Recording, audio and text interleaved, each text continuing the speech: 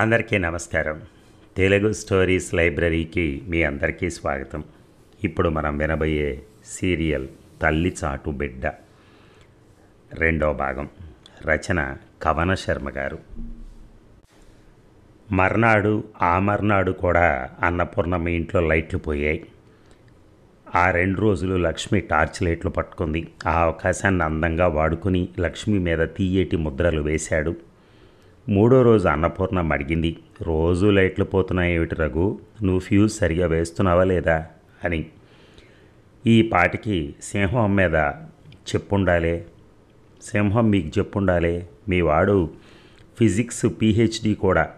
మీ ఇంట్లో ఏదో faulty switch ఉంది, అది వేయగానే షార్ట్ అయ్యి లైట్లు పోతున్నాయి. అదే రోజుకోసారి కానీ వెయ్యని స్విచ్ అన్నాడు రఘు. నరసింగరావుకి కొడుకు పుట్టేసరికి లక్ష్మికి 16 ఏళ్ళు నిండాయి. లక్ష్మికి రఘుని చూస్తే పూర్తిగా అర్థం కాని మధుర భావాలు కలుగుతున్నాయి. రఘు బిఈ అయ్యాక ఖరగ్పూర్ ఎంఈలో చేరి 1 సంవత్సరం పూర్తి చేశాడు. అతనితో సినిమాలు చూస్తే బాగుండని అనిపిస్తోంది ఈ మధ్య లక్ష్మికి. నరసింగరావుకి పెళ్ళైన మొదటి వారంలో నరసింగరావు సుభద్ర సినిమాకి వెళ్తూ తనను రమ్మనలేదని లక్ష్మి ఉడుక్కుంది. పూర్వం వాళ్ళిద్దరూ బాహాటంగా వెళ్ళగలగటానికి తన మధ్య ఉండటం అవసరం అయ్యేది. పెళ్ళయ్యాక పెద్దల అనుమతి దొరికాక తన అవసరం లేదన్నట్టుగా ప్రవర్తించారు. లక్ష్మి అన్నపూర్ణమ్మతో ఆ మాటే అంది. పానకంలో పుడకలాగా నువ్వెందుకే మధ్య అంది అన్నపూర్ణమ్మ నవ్వుతూ. సుభద్ర లాంటి సామాన్యురాలు తన కోడలు అవ్వకూడదు అనుకుంది. కానీ అన్నపూర్ణమ్మ కోడలయ్యాక సుభద్ర నా పరిధిలోని మనిషి, నా మనిషి అన్న భావం కలిగింది ఆమెకి. పైగా సుభద్ర తను కోరుకున్న కట్నం తెచ్చింది. మొన్నటి వరకు సుభద్రకి అన్నయ్యతో సినిమాలు చూడటానికి కావాల్సి వచ్చింది. అప్పుడు పుడకలేనిదే పానకమే లేదు కదా. అయినా వదిలిన అంటం ఎందుకు, అన్నయ్య మాత్రం నన్ను రమ్మన్నాడా ఏమిటి? వాడికి నాకంటే సుభద్ర దగ్గర అయిపోయింది. ఈసారి వాళ్ళు రమ్మంటే మాత్రం నేను వెళ్తానా అంది లక్ష్మి రోషంగా. వాడికి సుభద్ర ఎంత దగ్గరో రేపు నీకు మొగుడొస్తే కానీ నీకు అర్థం కాదులేవే అంది అన్నపూర్ణమ్మ నవ్వుతూనే. లక్ష్మి ఆలోచనలో పడింది. మగవాడికి తోబుట్టు కంటే భార్య దగ్గర అవుతుందన్నమాట. అంటే ఆడపిల్లకు కూడా పెళ్ళవగానే పుట్టింటి వారి కంటే భర్త దగ్గర వాడవుతాడన్నమాట. తండ్రి రక్షణలో తండ్రి చుట్టూ తిరుగుతున్న ఆడపిల్లని హఠాత్తుగా ఒక్కసారి దగ్గరకు వచ్చి తన వైపు లాక్కుని తన చుట్టూ తిప్పుకుంటాడన్నమాట భర్త. ఒక ఉపగ్రహం ఒక గ్రహం చుట్టూ దాని గురుత్వాకర్షణకు కాసేపు దగ్గరగా వచ్చి మొదటి గ్రహం కంటే ఎక్కువ బలంగా ఆకర్షించి దాన్ని మొదటి గ్రహపు గురుత్వాకర్షణ క్షేత్రం నుంచి తప్పించి తన పరిధిలోకి లాక్కొని తనతో తీసుకుపోయినట్టుగా ఈ భర్త అనేవాడు ఆడపిల్లను పెళ్ళి అనే బలంతో తన వైపు లాక్కుంటాడు. ఈ ఆడపిల్ల ఆ బలానికి అతని చుట్టూ ఉన్న అతని తల్లి, తోబుట్టువులు లాంటి సన్నిహితులందరి కక్షలు దాటి అందరికంటే అతనికి దగ్గరైపోయి అతని చుట్టూ తిరుగుతూ ఉంటుంది.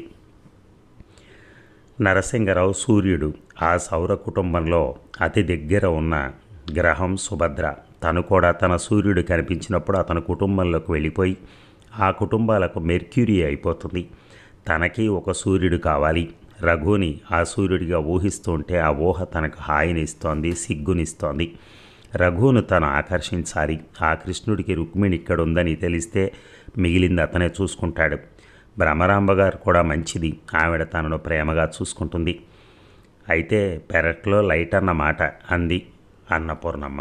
రేపు పగటి వెలుతురులో అది బాగు చేస్తాను, ఈ లోపల లైటు వేయకండి అని చెప్పి రఘు వెళ్ళిపోయాడు. మర్నాడు వెళ్ళి పెరటి లైటు బాగు చేశాడు. రఘు ప్రజ్ఞకు లక్ష్మి మరింత ముగ్ధురాలైంది.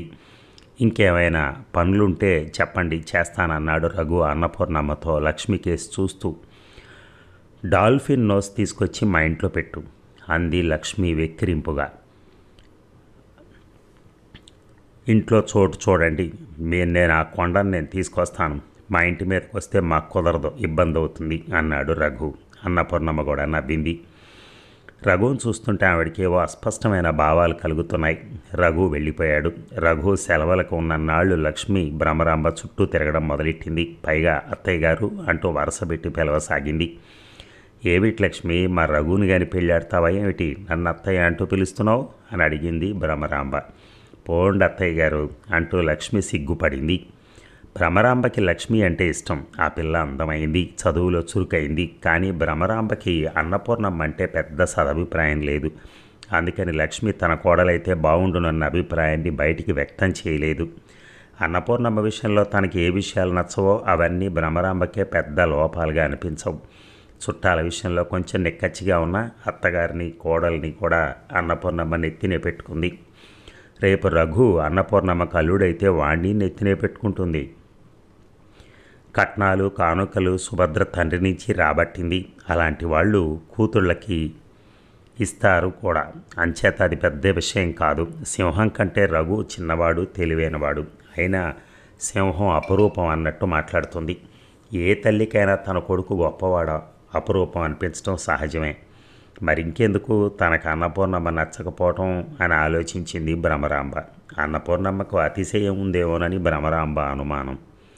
సెలవులు పూర్తయి రఘు ఖరగ్పూర్ వెళ్ళిపోయాడు. ఖరగ్పూర్లో ఒకరోజు రాత్రి పెద్ద ఉరుములతో మెరుపులతోనూ వాన కురిసింది. ఆ వానకి గోఖలే హాల్లో లైట్లు పోయాయి. మర్నాడు సబ్మిట్ చేయాల్సిన అసైన్మెంట్స్ 2 రఘుకు ఉండిపోయాయి. చీకటి తాండవిస్తోంది. రఘు పక్క రూమ్లో యశ్పాల్ అనే ఎలక్ట్రికల్ ఇంజనీరింగ్ పోస్ట్ గ్రాడ్యుయేట్ ఉన్నాడు. అతను టార్చ్ తీసుకుని బయటకు వచ్చాడు. Let us check the fuse wires అంటూ మెయిన్ వైపు నడిచాడు. అక్కడ రఘు చేతికి టార్చ్ ఇచ్చి ఫ్యూజులు కనెక్షన్ చెక్ చేసి లూజ్ కాంటాక్ట్ యార్ అంటూ దాన్ని బిగించాడు. లైట్లు వెలిగాయి. రఘుకి లక్ష్మి వాళ్ళ ఇంట్లో లైట్ పోవటం, తను బాగు చేయటం, లక్ష్మిని ఆ చీకటి ఇచ్చిన ధైర్యంతో ముద్దు పెట్టుకోవటం, అదే కథ వరుసగా 3 రాత్రిళ్ళు జరగటం గుర్తుకొచ్చాయి. అలా ఆలోచిస్తూ రఘు టార్చ్ లైట్ ఆర్పకుండా నిలబడిపోయాడు. క్యా యార్ డ్రీమింగా అని అడిగాడు యశ్పాల్ రఘుని. రఘు ఉలిక్కిపడి పరిసరాలని గుర్తుకు తెచ్చుకుని సిగ్గుపడ్డాడు. లక్ష్మి పదే పదే గుర్తుకు రావడంతో అసైన్మెంట్స్ కంప్లీట్ చేసేసరికి అర్ధరాత్రి అయింది. నిద్రలో కలొచ్చి ఆ కలలోకి లక్ష్మి అందంగా నడిచి వచ్చింది. సినిమాల్లో హీరోయిన్ వేసుకునే మేకప్లో కనిపించింది. రఘు కలలో లక్ష్మితో కలిసి డ్యూయెట్స్ పాడాడు. శనివారం వరకు రఘుని మళ్ళీ ఆలోచనలు వదిలిపెట్టలేదు. శనివారం మధ్యాహ్నం తనని తాను అదుపులో పెట్టుకోలేక లక్ష్మికి ఉత్తరం రాశాడు. ఆదివారం దాన్ని 10 సార్లు చదువుకున్నాడు. కానీ దాన్ని పోస్ట్ చేయాలా వద్దా అనే మీమాంసలో పడ్డాడు. తన ఉత్తరం లక్ష్మి చేతిలో కాకుండా ఏ శివరామయ్య గారి చేతిలోనో అన్నపూర్ణమ్మ గారి చేతిలోనో పడితే ఇంకేమన్నా ఉందా? అందులో అసలే తన ప్రేమనంతా గుప్పించేశాడు కూడా. అందుకని ఆ ఉత్తరం పోస్ట్ చేయకుండా అట్టే పెట్టేసుకున్నాడు. 2 నెలలు తిరిగేసరికి పూజ హాలిడేస్ ఇచ్చారు. రఘు రైలు ఎక్కేశాడు. విశాఖపట్నం వెళ్ళి లక్ష్మి ఒంటరిగా దొరకగానే తను రాసిన ఉత్తరం చేతిలో పెట్టేశాడు. లక్ష్మి ఇంటికి వెళ్ళి పెరట్లో చాటుగా ఉత్తరం చదువుకుంది. ప్రియమైన లక్ష్మికి, నేను నిన్నెప్పటి నుంచో ప్రేమిస్తున్నాను. అయితే నాకు ఆ విషయం మీ ఇంట్లో లైట్ ఆరిపోయి నన్ను బాగు చేయమని పిలిచేదాకా తెలియదు. ఆ చీకట్లో నువ్వు పక్కనుంటే ఎంతో వెలుగుగా అనిపించింది. అది నీ చేతిలో నీ టార్చ్ లైట్ వెలిగేమో అనుకున్నాను. కానీ నీ చేతిలో లైట్ వెలగకపోవటం గమనించాను. ఆ వెలుగు మన మనస్సులో ఉన్న ప్రేమ దీపానిది. అంతవరకు మిణుక్కుమంటూ వెలుగుతున్న మన ప్రేమ జ్యోతి ప్రజ్వలంగా ఆ క్షణంలో ఆ చీకట్లో వెలగటం మొదలుపెట్టింది. ఆ వెలుగులో నా పెదిమలతో నీ బుగ్గలు అందుకోగలిగాను.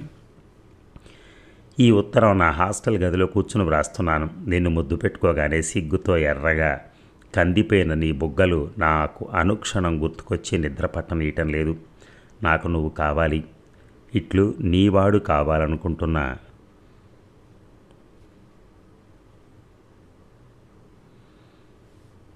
ఇక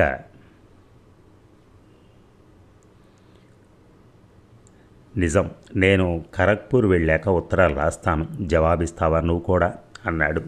మీ ఉత్తరాలు అమ్మ చేతిలో పడితే ఇంకేమనుందా? ఏమవుతుంది, వెంటనే ముహూర్తాలు పెట్టించేస్తారు. ముందర నా వీప్ మీద పెళ్ళికి వస్తుంది ముహూర్తం. ఆ తర్వాత ఏదైనా. ఎందుకైనా మంచిది పైన మీ పేరు రఘు అని రాయకండి, రమ అని రాయండి. అమ్మకు అనుమానం రాదు అంది లక్ష్మి. ఆ సెలవులన్నీ రఘు లక్ష్మితో సరదాగా గడిపాడు. భ్రమరాంబ వాళ్ళ సరదాలు చూసి చూడనట్టు ఊరుకుంది. అన్నపూర్ణమ్మ కూడా చూచాయిగా అర్థం చేసుకుంది. ఖరగ్పూర్ వెళ్ళాక రఘు రమ అన్న పేరు బయటికి కనపడేలా ఇన్లాండ్ లెటర్స్ రాసేవాడు. అవి అందుకుని లక్ష్మి పెద్ద బఠానీ గింజల్లాంటి అక్షరాలతో జవాబిచ్చేవి. ఆ ఉత్తరాల్లో వాళ్ళ అన్నయ్య తీసి సబ్మిట్ చేశాడు. సుభద్ర తోటిదే లోకంగా ఉంటున్నాడని, అయితే తల్లి పట్ల భయభక్తులు ఎప్పట్లాగే ఉన్నాయని, రఘుని మళ్ళీ తొందరగా చూడాలని ఉందని రాసేది. రఘు కోర్సు పూర్తయ్యేసరికి నరసింహరావుకి పిహెచ్డి డిగ్రీ వచ్చినట్టుగా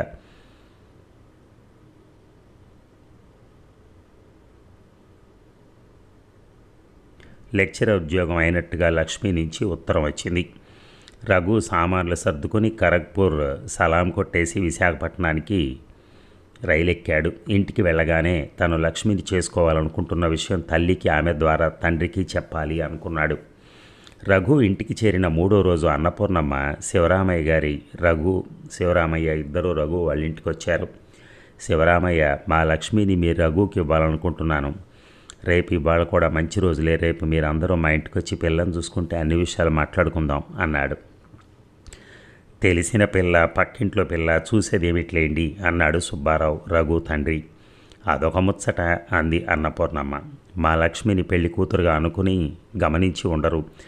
అలా అనుకున్నాక మంచి రోజు వస్తే ఎందుకైనా మంచిది. మీకు ఈ మాట నచ్చకపోతే మన కుటుంబాల మధ్య ఉన్న మైత్రి దృష్ట్యా రేపు మా ఇంటికి టీకి రండి అన్నాడు శివరామయ్య నవ్వుతూ.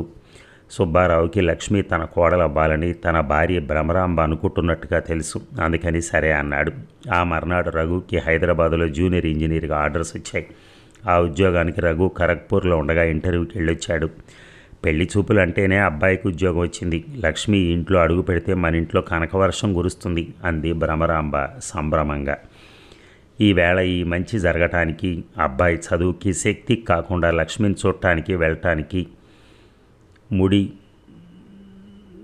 పడితే పెద్ద నష్టం లేదు. కానీ రేపు ఏదైనా చెడు జరిగితే, గొడ్డొచ్చిన వేళ, కోడలొచ్చిన వేళ అంటే మాత్రం పిల్ల బాధపడుతుంది. అందుకని అబ్బాయి కష్టపడి చదువుకున్నాడు, ఇంటర్వ్యూకి వెళ్ళాడు, ఉద్యోగం వచ్చిందని అనుకుందాం అంటూ సుబ్బారావు మందలించాడు. లక్ష్మికి సెలవులు అయిపోయాయి. అది ఆగస్టు నెల. కాలేజీలు తెరిచారు. బీఎస్సీ చివరి సంవత్సరం చదువుతోంది. కాలేజీ నుంచి అలసిపోయి వడలిపోయిన తోటకూర కాడలా తయారై వచ్చింది. వస్తూనే కనీసం సబ్బు పెట్టి మొహమైనా గడుక్కోకుండా నిస్త్రాణగా కుర్చీలో కూలబడింది. కాసేపటికి కాస్త ఓపిక తెచ్చుకుని వంటింట్లో ఉన్న సుభద్రకు వినపడేలా, వదినా కాఫీ అని ఓ కేక పెట్టింది. సుభద్ర కాఫీ గ్లాస్ తీసుకుని వచ్చి అందించింది.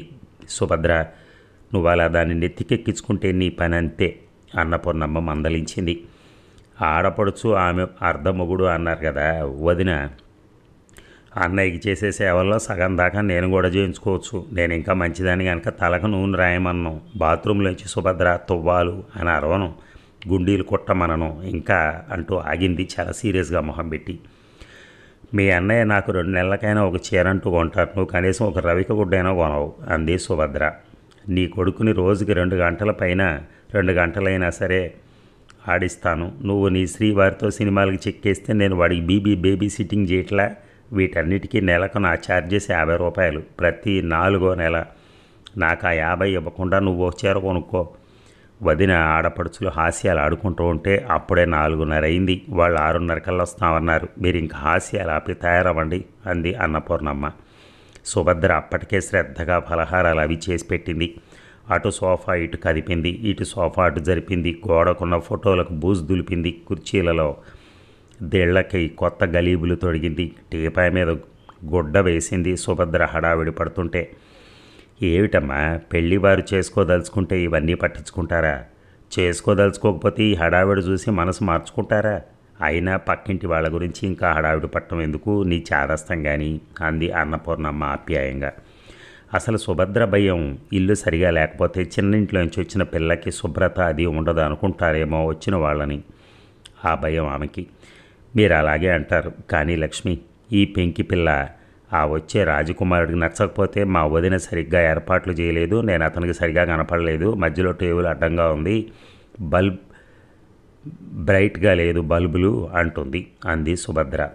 ఆ విధంగా పొద్దున్నుంచి హడావిడి పడ్డ సుభద్ర, లేవమ్మ మరదల, మా అన్నగారు వాళ్ళు వస్తారు, తయారవ్వు, నువ్వు అందంగా లేకపోతే మేము నిన్ను చేసుకోం అంది. మనకేం తక్కువ, ఎలా ఉన్నా నచ్చుతాం అని తయారవటానికి లక్ష్మి లోపలికి వెళ్ళింది. 6:30 అయ్యేసరికి పెళ్లివారు వచ్చారు. భ్రమరాంబ పూలు పళ్ళు పట్టుకొచ్చింది. లక్ష్మిని అలంకరించి తీసుకొచ్చింది సుభద్ర. తను ముద్దు పెట్టుకున్న లక్ష్మి తను ఉత్తరాలు రాస్తే తిరిగి జవాబులు రాసిన లక్ష్మి ఎదురుగా ఉంటే రఘువుకి బాగుంది. కానీ అతనికి ఇబ్బందిగా ఉంది. చుట్టూ ఉన్న అతని తల్లిదండ్రులు, లక్ష్మి తల్లిదండ్రులును. లక్ష్మితో ఎన్నో మాట్లాడాలన్నా అంతమందిలో రఘు గొంతుకు పెగలలేదు. కానీ లక్ష్మి తనకేసి చూసినప్పుడు మాత్రం చిలిపిగా కళ్ళు ఎగరేశాడు. భ్రమరాంబ అడిగింది, పిల్ల చివరి సంవత్సరంలో ఉంది కదా, మరి పెళ్లి చేస్తే చదువు పూర్తి చేస్తుందా చేయదా అని. చదివించమంటే చదివిస్తాం, వద్దంటే మానేస్తాం అన్నాడు శివరామయ్య.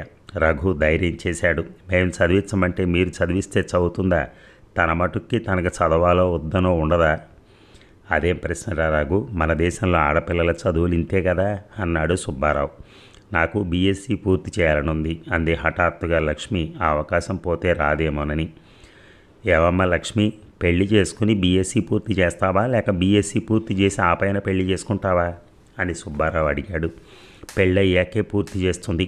చదువు పూర్తయ్యే లోపల నువ్వు వస్తూ పోతూ ఉంటే శివరామయ్య జవాబిచ్చాడు. లక్ష్మి జవాబు ఇవ్వకుండా. పరీక్ష తప్పటానికా? రఘు నవ్వుతూ అడిగాడు. పరీక్షలు ఇంకా 8 నెలల తర్వాత. పెళ్ళికో వారం, దీపావళికో 3 రోజులు, సంక్రాంతికో 3 రోజులు పోయినా చదువు పాడవుతుందని అనుకోను అన్నాడు శివరామయ్య.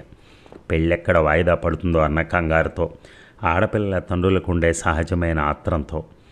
అబ్బాయికి హైదరాబాదులో ఉద్యోగం అయింది. లక్ష్మి పరీక్షలు అవగానే మరి అక్కడికి తీసుకెళ్ళిపోతాడు. అంతవరకు ఏ హోటల్లోనో భోంచేస్తాడు అంది భ్రమరాంబ. అందులో మళ్ళీ అమ్మాయి ఎంఎస్సీ చదువుతానంటే కుదరదు అని ధ్వనిస్తూ. రఘు సర్దుకుంటానన్నా కొడుకు ఇబ్బంది పడటం భ్రమరాంబకి ఇష్టం లేదు. రఘుకి హైదరాబాదులో ఉద్యోగం అయిందని విన్న లక్ష్మి పంచరంగుల కలగనటం మొదలుపెట్టింది. సింహం సుభద్రలాగా తను రఘు సినిమాకి గంట ముందరే వెళ్ళి క్యూలో నిలబడినక్కర్లా.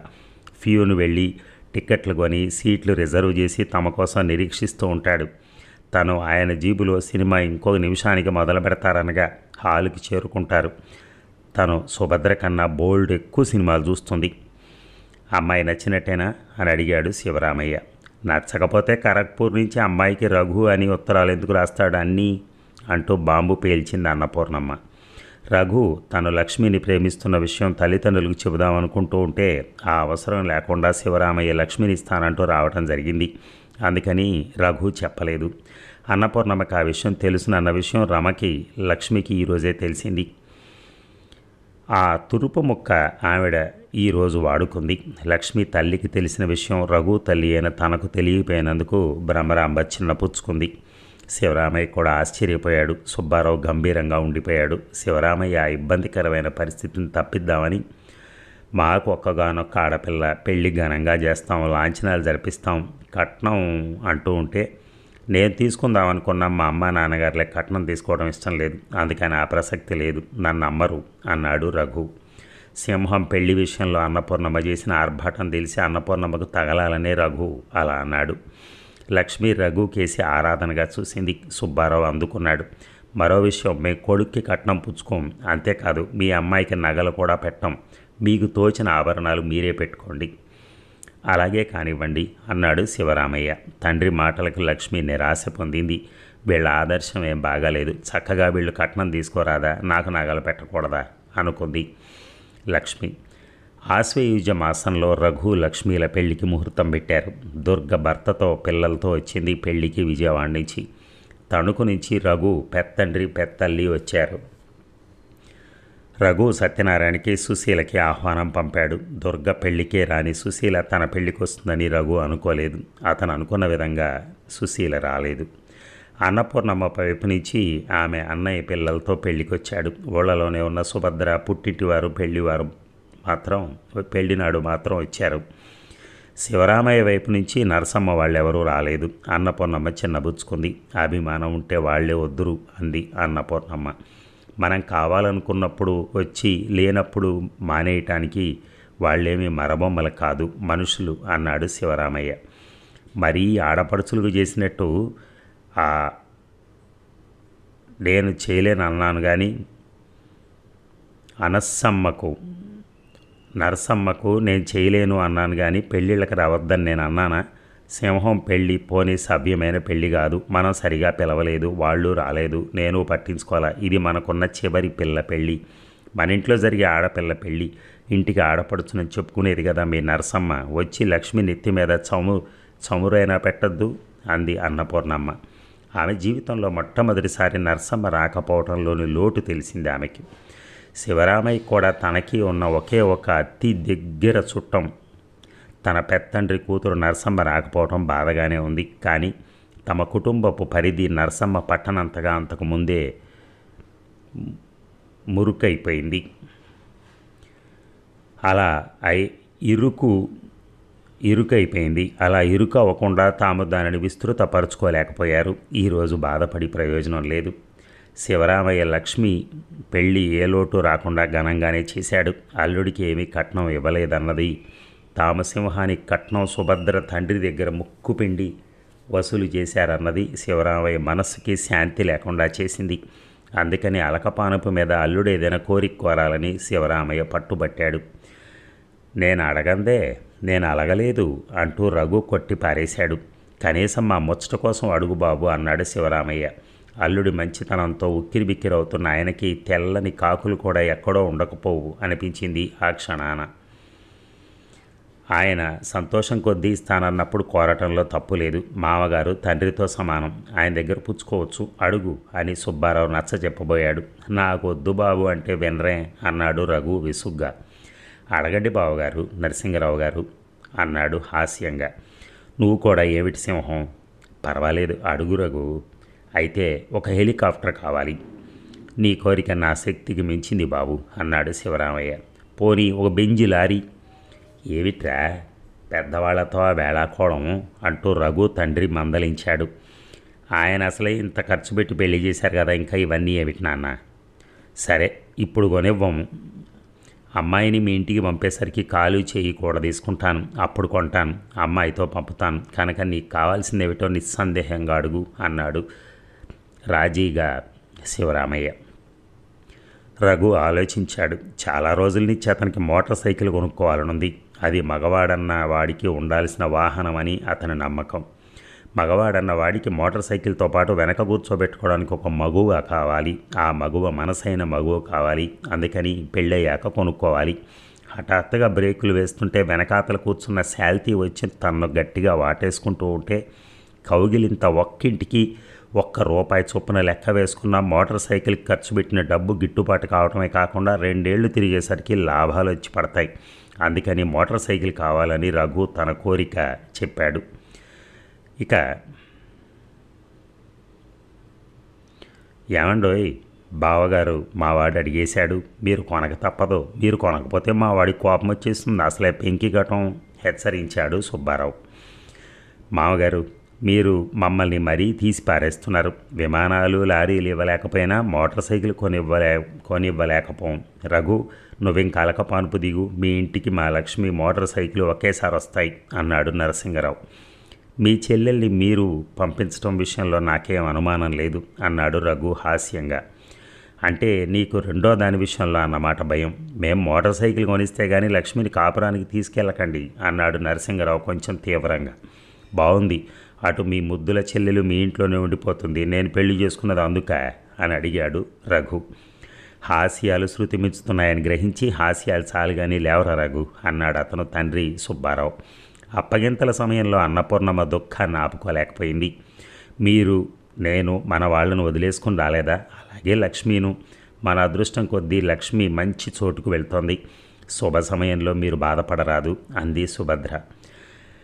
అమ్మ, మీకు తెలియదని కాదు, పెళ్ళైతే ఆడపిల్ల మీ ఇంట్లో నుంచి వెళ్ళిపోతుందని అనుకోకూడదు. అల్లుడనే కొత్త సభ్యుడు మీ కుటుంబంలోకి వస్తున్నాడు అనుకోవాలి. అల్లుళ్ళు కోడళ్ళు కుటుంబ పరిధిని పెంచుతారే కానీ తగ్గించరు అని ఓదార్చాడు సుబ్బారావు.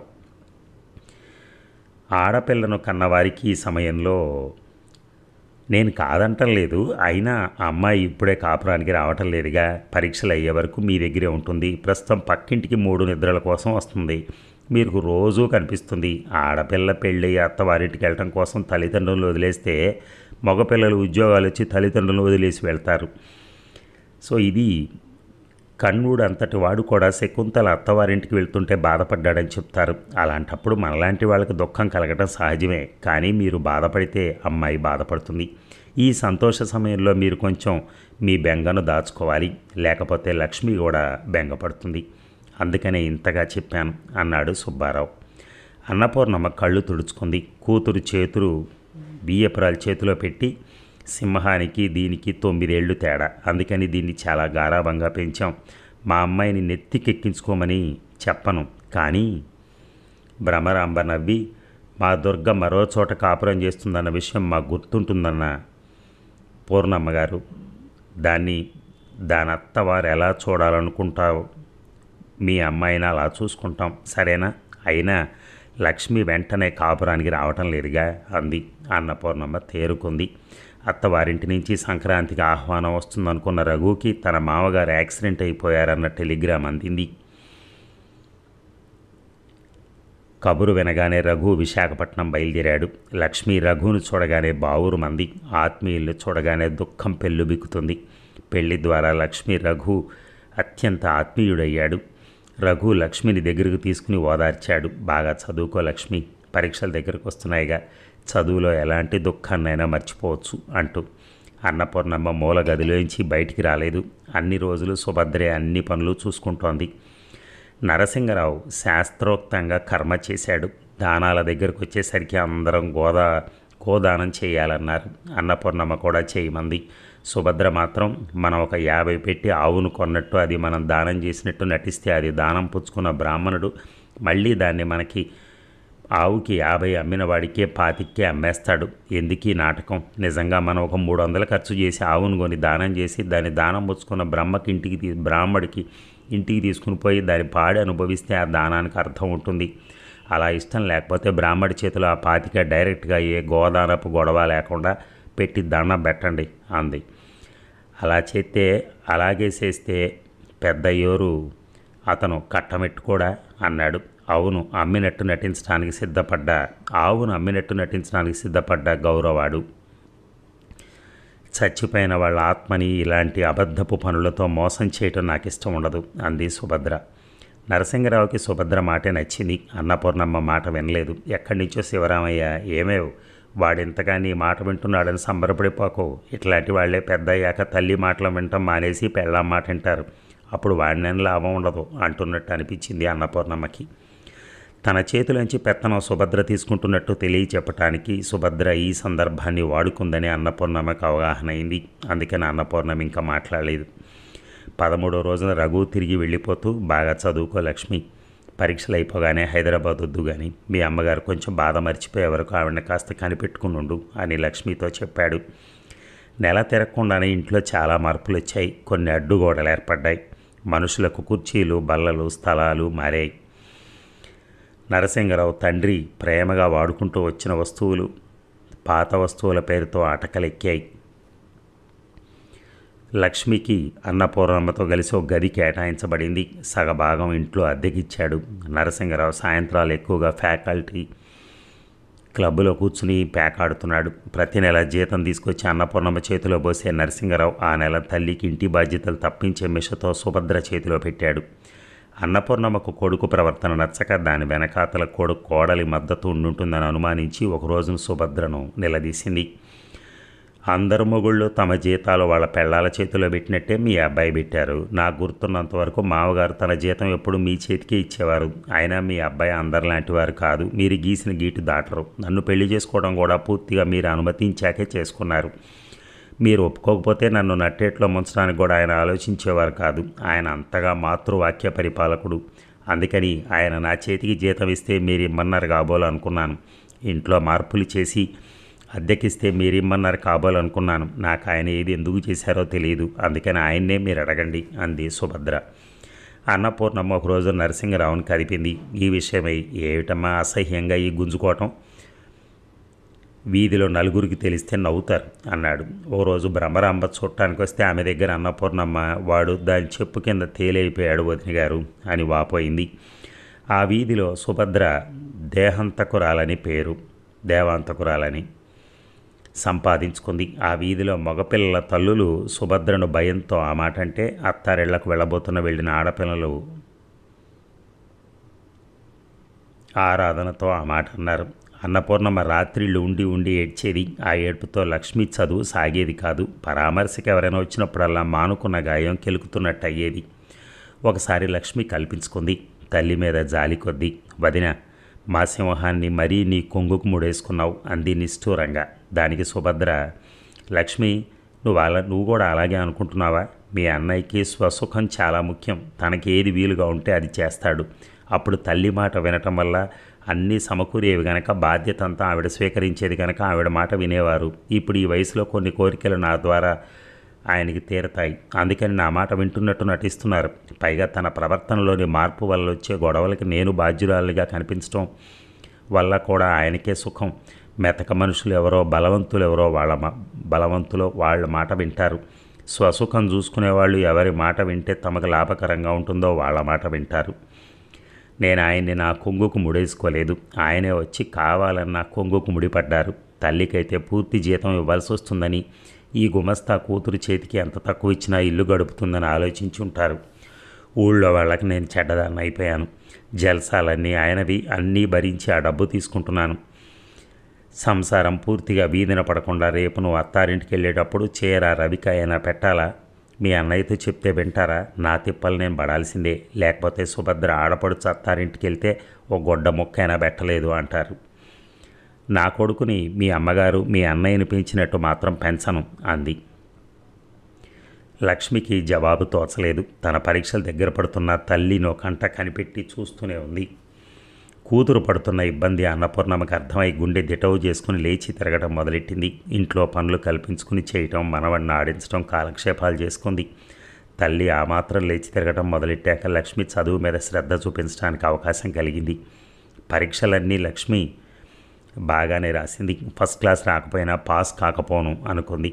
అన్నను, వదినని, బాబుని, తల్లిని వదిలి వెళ్ళాలంటే లక్ష్మికి ఒక పక్క బాధగా ఉన్నా చవి చూడబోయే కొత్త అనుభవాల కోసం మనసు వరకలు వేస్తోంది.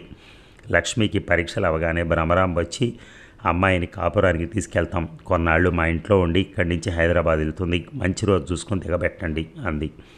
అలాగేనండి వదిన గారు అంది అన్నపూర్ణమ్మ. లక్ష్మి అత్తవారింటికి పంపడానికి గాను నరసింగరావు స్టెయిన్లెస్ గిన్నెలు, పళ్ళాలు, బట్టలు కొన్నాడు. సుభద్ర లడ్డూలు, జిలేబీలు చేయించింది. నరసింగరావు మంచి మంచం, పరుపు కొనుక్కోమని చెల్లెలి చేతిలో 500 ఉంచాడు. 2 రోజుల్లో లక్ష్మికి పక్కనున్న అత్తవారింటికి వెళ్తుందనగా రఘు దగ్గర నుంచి ఉత్తరం వచ్చింది. డాక్టర్ నరసింగరావుకి, నీ స్నేహితుడు మరియు బావ అయిన రఘు గుర్తు చేయి విషయం. మోటార్ సైకిల్ మాట మర్చిపోయి ఉండరని అనుకుంటున్నాను. 3500 మీ చెల్లెలి చేతికిచ్చి పంపవలసింది. నాకు నచ్చిన జావా ఇక్కడ కొనుక్కుంటాను. ఇట్లు ప్రేమతో రఘు. రఘు లక్ష్మి ద్వారా నరసింగరావు మోటార్ సైకిల్ మాట మర్చిపోయాడని తెలుసుకుని గుర్తు చేశాడు.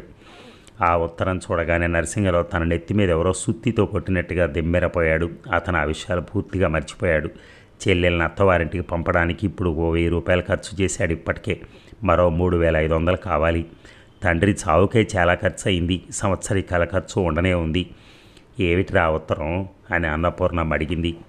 రఘు ఉత్తరం రాశాడు. పెళ్లిలో అలకపానుపు మీద కొంటామన్న మోటార్ సైకిల్ కొనుక్కుంటాను, డబ్బు పంపమని రాశాడు. అవును, అప్పుడు అమ్మాయిని కాపురానికి పంపేటప్పుడు కొంటామని అన్నాం కదా, ఇప్పుడు కొనటమే మర్యాద.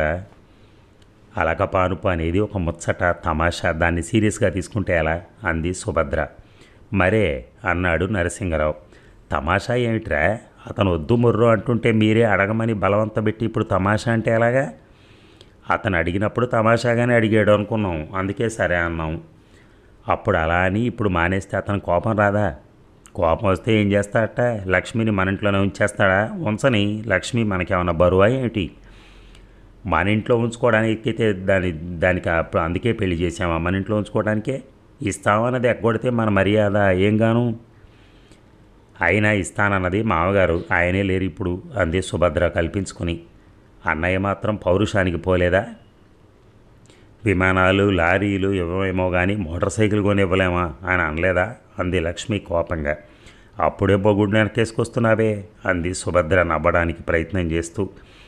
నువ్వు వేసుకుని రావట్లా అన్నయ్యని? అలాగే నేను అంది లక్ష్మి. ఇప్పటికే మీ అన్నయ్య 1000 ఖర్చు పడ్డారా? మరో 3500 అంటే మాటల, నువ్వే ఆలోచించు అంది సుభద్ర. ఇవన్నీ ఆ రోజున, ఆ మాట ఇచ్చిన రోజున అనుకుని ఉండాల్సింది. ఇప్పుడు అనుకుని ఏం లాభం? సింహం చూడు, మీ నాన్నగారి ఇన్సూరెన్స్ డబ్బు ఉంది కదా, అందులో ఖర్చు పెట్టు అంది అన్నపూర్ణమ్మ చివరి మాటగా నరసింగరావుతో. ఆ 10,000 నీ పేరు మీద వేద్దాం అనుకుంటున్నావమ్మా, నీ పేరు మీద కొంత డబ్బు అంటూ ఉండడం మంచిది కదా అన్నాడు తెలివిగా నరసింగరావు. ఇన్సూరెన్స్ డబ్బు లక్ష్మికి ఇవ్వు, ఇంట్లో సగభాగం అద్దెకిచ్చావా, దాని మీద అద్దె నెల నెల నాకి, నేను కూడా పోయాక ఇల్లు నువ్వు తీసుకో, ప్రావిడెంట్ ఫండ్ ఎలాగో నీకే అంది అన్నపూర్ణమ్మ. కూతుర్ని అత్తవారింటికి పంపే సందర్భంగా వాటాలు వేసుకుంటున్నందుకు బాధపడింది. అమ్మా, లక్ష్మికి బీఎస్సీ చెప్పించాం, చాలా ఖర్చు పెట్టి పెళ్లి చేశాం, నేను పురుళ్ళకి పుణ్యాలకి ఇక్కడికే వచ్చిపోతూ ఉంటుంది, మళ్ళీ ఇప్పుడు వాటా ఇవ్వటం ఏమిటమ్మా అన్నాడు నరసింగరావు అనునయంగా. ఈవేళ ఇంత ఆలోచిస్తున్న వాడివి ఎప్పుడో ఏదో చేస్తానంటావేమిట్రా, రఘు పేరు మీద 3,500కి డ్రాఫ్ట్ తీసుకో, మిగిలిన 6,500 నా పేరు మీద వేద్దు కానీ ఇంటి అద్దె నువ్వే తీసుకో, ఇక మాట్లాడకు అని అన్నపూర్ణమ్మ తేల్చి చెప్పింది. ఆ మర్నాడు రఘు పేరు మీద 3,500కు డ్రాఫ్ట్ తీసుకున్నాడు నరసింగరావు. ఇంటికి వచ్చాక అమ్మ డ్రాఫ్టు సారే కలిసి 4,500 అయింది, మిగిలిన 5,500 రేపు లక్ష్మికి పంపాలి, బ్యాంకు వస్తే నీ పేరున వేస్తాను అని లెక్కలు చెప్పాడు నరసింగరావు తల్లికి. చెల్లెలకి తనంతట తాను కొన్న సారే సామాన్లు చేతిలో పెట్టిన డబ్బు కూడా వీడు నాకు ఇవ్వాల్సిన మొత్తంలోనే లెక్క కట్టే అంత స్వార్థపరుడయ్యాడేమిటి అని ఆశ్చర్యపోయింది అన్నపూర్ణమ్మ. కానీ ఆ మాట బయటికి అనలేదు. తన పెంపకంలో ఏ లోటుందా అనే ఆలోచనలో పడింది. తన కొడుక్కి కొంత స్వార్థం నేర్పితే మిగిలింది అతనంతటా అతనే నేర్చుకున్నాడన్న విషయం అన్నపూర్ణమ్మకు తట్టలేదు. నీ చేతిలో లడ్డు స్నేహితుడితో పంచుకోవద్దు అని బోధిస్తే ఆ కుర్రాడు పెద్దయ్యాక తండ్రి సంపాదించిన డబ్బు తోబుట్టులతో పంచుకోవటానికి కూడా ఇష్టపడ్డావు.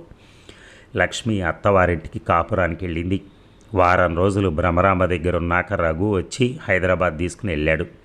ఊరు చేరగానే లక్ష్మిని బ్యాంకుకి తీసుకెళ్లాడు. నరసింగరావు పంపిన డబ్బుకు మరో 1,500 కలిపి మొత్తం 5,000 లక్ష్మి పేరు మీద ఫిక్స్డ్ డిపాజిట్లో పడేశాడు. లక్ష్మికి అంతా అయోమయంగా ఉంది. ఇంటికొచ్చాక అడిగింది, మీరు మోటార్ సైకిల్ కొనుక్కోరా? పోనీ మీకనిచ్చిన డబ్బు మీ పేరు మీద వేసుకోకుండా నా పేరు మీద వేశారే? మీ నాన్నగారి డబ్బు కదా, అందుకని నీ పేరు మీద వేశాను. నీకు నీది అంటూ కొంత డబ్బు ఉండడం మంచిది కదా, అసలు బ్యాంకులో ఉంటే వడ్డీ తినచ్చు, నాకంటూ ప్రత్యేకించి ఖర్చులే ఉంటాయి అంది. నేను ఇంట్లో లేనప్పుడు ఐస్ ఫ్రూట్ అమ్మొస్తుంది, నీకు తినాలనిపిస్తుంది, ఏం చేస్తావు? ఏమండి, ఒక 5 పైసలు ఇవ్వండి, మధ్యాహ్నం ఐస్ ఫ్రూట్ వస్తే కొనుక్కుంటాను అని నేను ఆఫీస్కి వెళ్ళేటప్పుడు అడగలేవు కదా. పోనీ అడిగి తీసుకున్నావే అనుకుందాం, అమ్మే కుర్రాడు 10 పైసలే కానీ 5 పైసలు అవి లేవు అంటాడు అనుకో, మిగిలిన 5 పైసలు నీ దగ్గర ఉండవు. ఇన్ని కబుర్లు చెప్తున్నారు కదా మీరే నాకు నెల నెల ఇంతని పాకెట్ మనీ ఇవ్వచ్చు కదా అంది లక్ష్మి నవ్వుతూ. ఇవ్వచ్చు, ఇవ్వాలనే ఉంటుంది, కానీ ఇవ్వలేను, ఎందుకంటే ఇంటి ఖర్చులు ఎప్పుడూ జీతానికి సరిపడా కూర్చుంటాయని అనుభవజ్ఞులు అంటారు. అప్పుడప్పుడు నీకు పాకెట్ మనీ ఇవ్వననుకో, ఖర్చులకి అలవాటు పడ్డ నీకు కోపం వస్తుంది నీకు. పైగా నేను ఇవ్వని నెల నీకు చాలా ఖర్చు ఉంటుంది. వచ్చే నెల తగ్గించుకుందరు కానీ ఈ నెల ఇంకో 25 ఇవ్వండి, గద్వాల చీర కొనుక్కోవాలని అడగబోతావు. లేదు లక్ష్మి, ఈ నెల నేనేమి ఇవ్వలేను, మీ నాన్నగారి సంవత్సరీకాలకు వెళ్ళి రావడానికి బోలెడు రైలు ఖర్చులు అయ్యాయి అనో, ఈ నెల ఇన్సూరెన్స్ ప్రీమియం కట్టాను అనో అంటాను. నువ్వు మూతి ముడుచుకుంటావు. బాగుంది లెక్చరు. మరి మీ మోటార్ సైకిల్ మాట? నేను 3 నెలల క్రితమే కొన్నాను. మీ అన్నయ్య మన పెళ్లిలో అంత పౌరుషానికి పోయాడు కదా అని తమాషాగా ఆ విషయం గుర్తు చేశాను. అప్పటికే కొనుక్కున్నాను. నిన్ను ఏకంగా ఆశ్చర్యపరుద్దామని నీకు రాయలేదు. మా అన్నయ్యకి పాపం డబ్బు వదిలి పేరు దక్కలేదు. అలా ఎందుకు అనుకోవాలి? మీ అన్నయ్య కొనిపెట్టిందే నా మోటార్ సైకిల్. బ్యాంకులో నీ పేరున్న 5,000 నాకు స్వర్గ సుఖాలు చూపించబోతున్న మా ఆవిడకి నేను ఇచ్చిన ప్రెజెంట్. బ్యాంకులో ఉన్నది మీ అన్నయ్య ఇచ్చిందే, మోటార్ సైకిల్ మీ అన్నయ్య ఇచ్చిందే అంటూ ప్రచారం చేయగలవు. ఇంతకీ మా అన్నయ్య ఇచ్చిన మోటార్ సైకిల్ ఇది మా ఫ్రెండ్ దగ్గర ఉంది. నేను మన ఊరు వచ్చినప్పుడు అతనికి ఇచ్చాను, తెచ్చుకోవాలి. మర్నాడు నిద్రలేస్తూనే రఘు హుషారుగా ఉన్నాడు. ఇవాళ తప్పదు అనుకున్నాడు. ఆ క్రితం రాత్రి లక్ష్మి అలసిపోయి త్వరగా నిద్రపోయింది. ఆశించిన తొలిరేయిగా కాక సాధారణపు రాత్రిగా గడిచిపోయింది. ఇవాళ అలా కాకూడదు అనుకున్నాడు రఘు. ఆఫీస్కి వెళుతూ ఇవాళ సాయంత్రం ట్యాంక్ బండి మీదకి షికారుకి వెళ్దాం, తయారుగా ఉండు అని చెప్పి వెళ్ళాడు రఘు. రఘు వచ్చేసరికి లక్ష్మి అందంగా తయారై రెడీగా ఉంది. కాలర్ మెడ, పొడుగు చేతిలో ఉన్న రవిక టెర్లిన్ చీర కట్టుకుని తయారైంది. 6 అయ్యేసరికల్లా బడ్ బడ్మంటూ శబ్దం చేసుకుంటూ మోటార్ సైకిల్ మీద వచ్చాడు రఘు. రఘుకు ఫలహారం పెట్టాక మీరు ఇవాళ మోటార్ సైకిల్ తెస్తానని చెప్పలేదే అని అడిగింది. చెప్పుంటే ఏం చేసేదానివి? వేరేలా తయారై ఉండేదాన్ని. ఏం పోయింది, రేపు అలా తయారవుదు కానీ ఇవాళకి ఇలాగేరా. నాకు నా కళ్ళకి వాళ్ళ రంబలా ఉన్నావు. స్వర్గలోక సుఖాలన్నీ అందుబాటులో ఉన్నట్టుగా అనిపిస్తోంది. లక్ష్మి సిగ్గుపడింది. సిగ్గుపడే సమయం ముందుంది, పద అన్నాడు రఘు.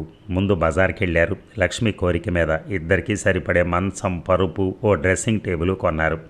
మర్నాడు వాటిని డెలివరీ చేయమని వాళ్ళకి ఇంటి అడ్రస్ ఇచ్చి అక్కడి నుంచి ట్యాంక్ బండికి వెళ్ళారు. కాసేపు అక్కడ కూర్చొని తాజ్కి వెళ్ళి భోంచేసి ఇంటికి చేరుకున్నారు. రాత్రి క్యాంప్ క్యాట్ మీద పడుకున్నాక రఘు ఉత్సాహానికి ఆనకట్ట వేస్తూ, రేపు మంచి మంచం, పరుపు వస్తుంది కదా, అంతవరకు ఆగండి ప్లీజ్ అంది లక్ష్మి.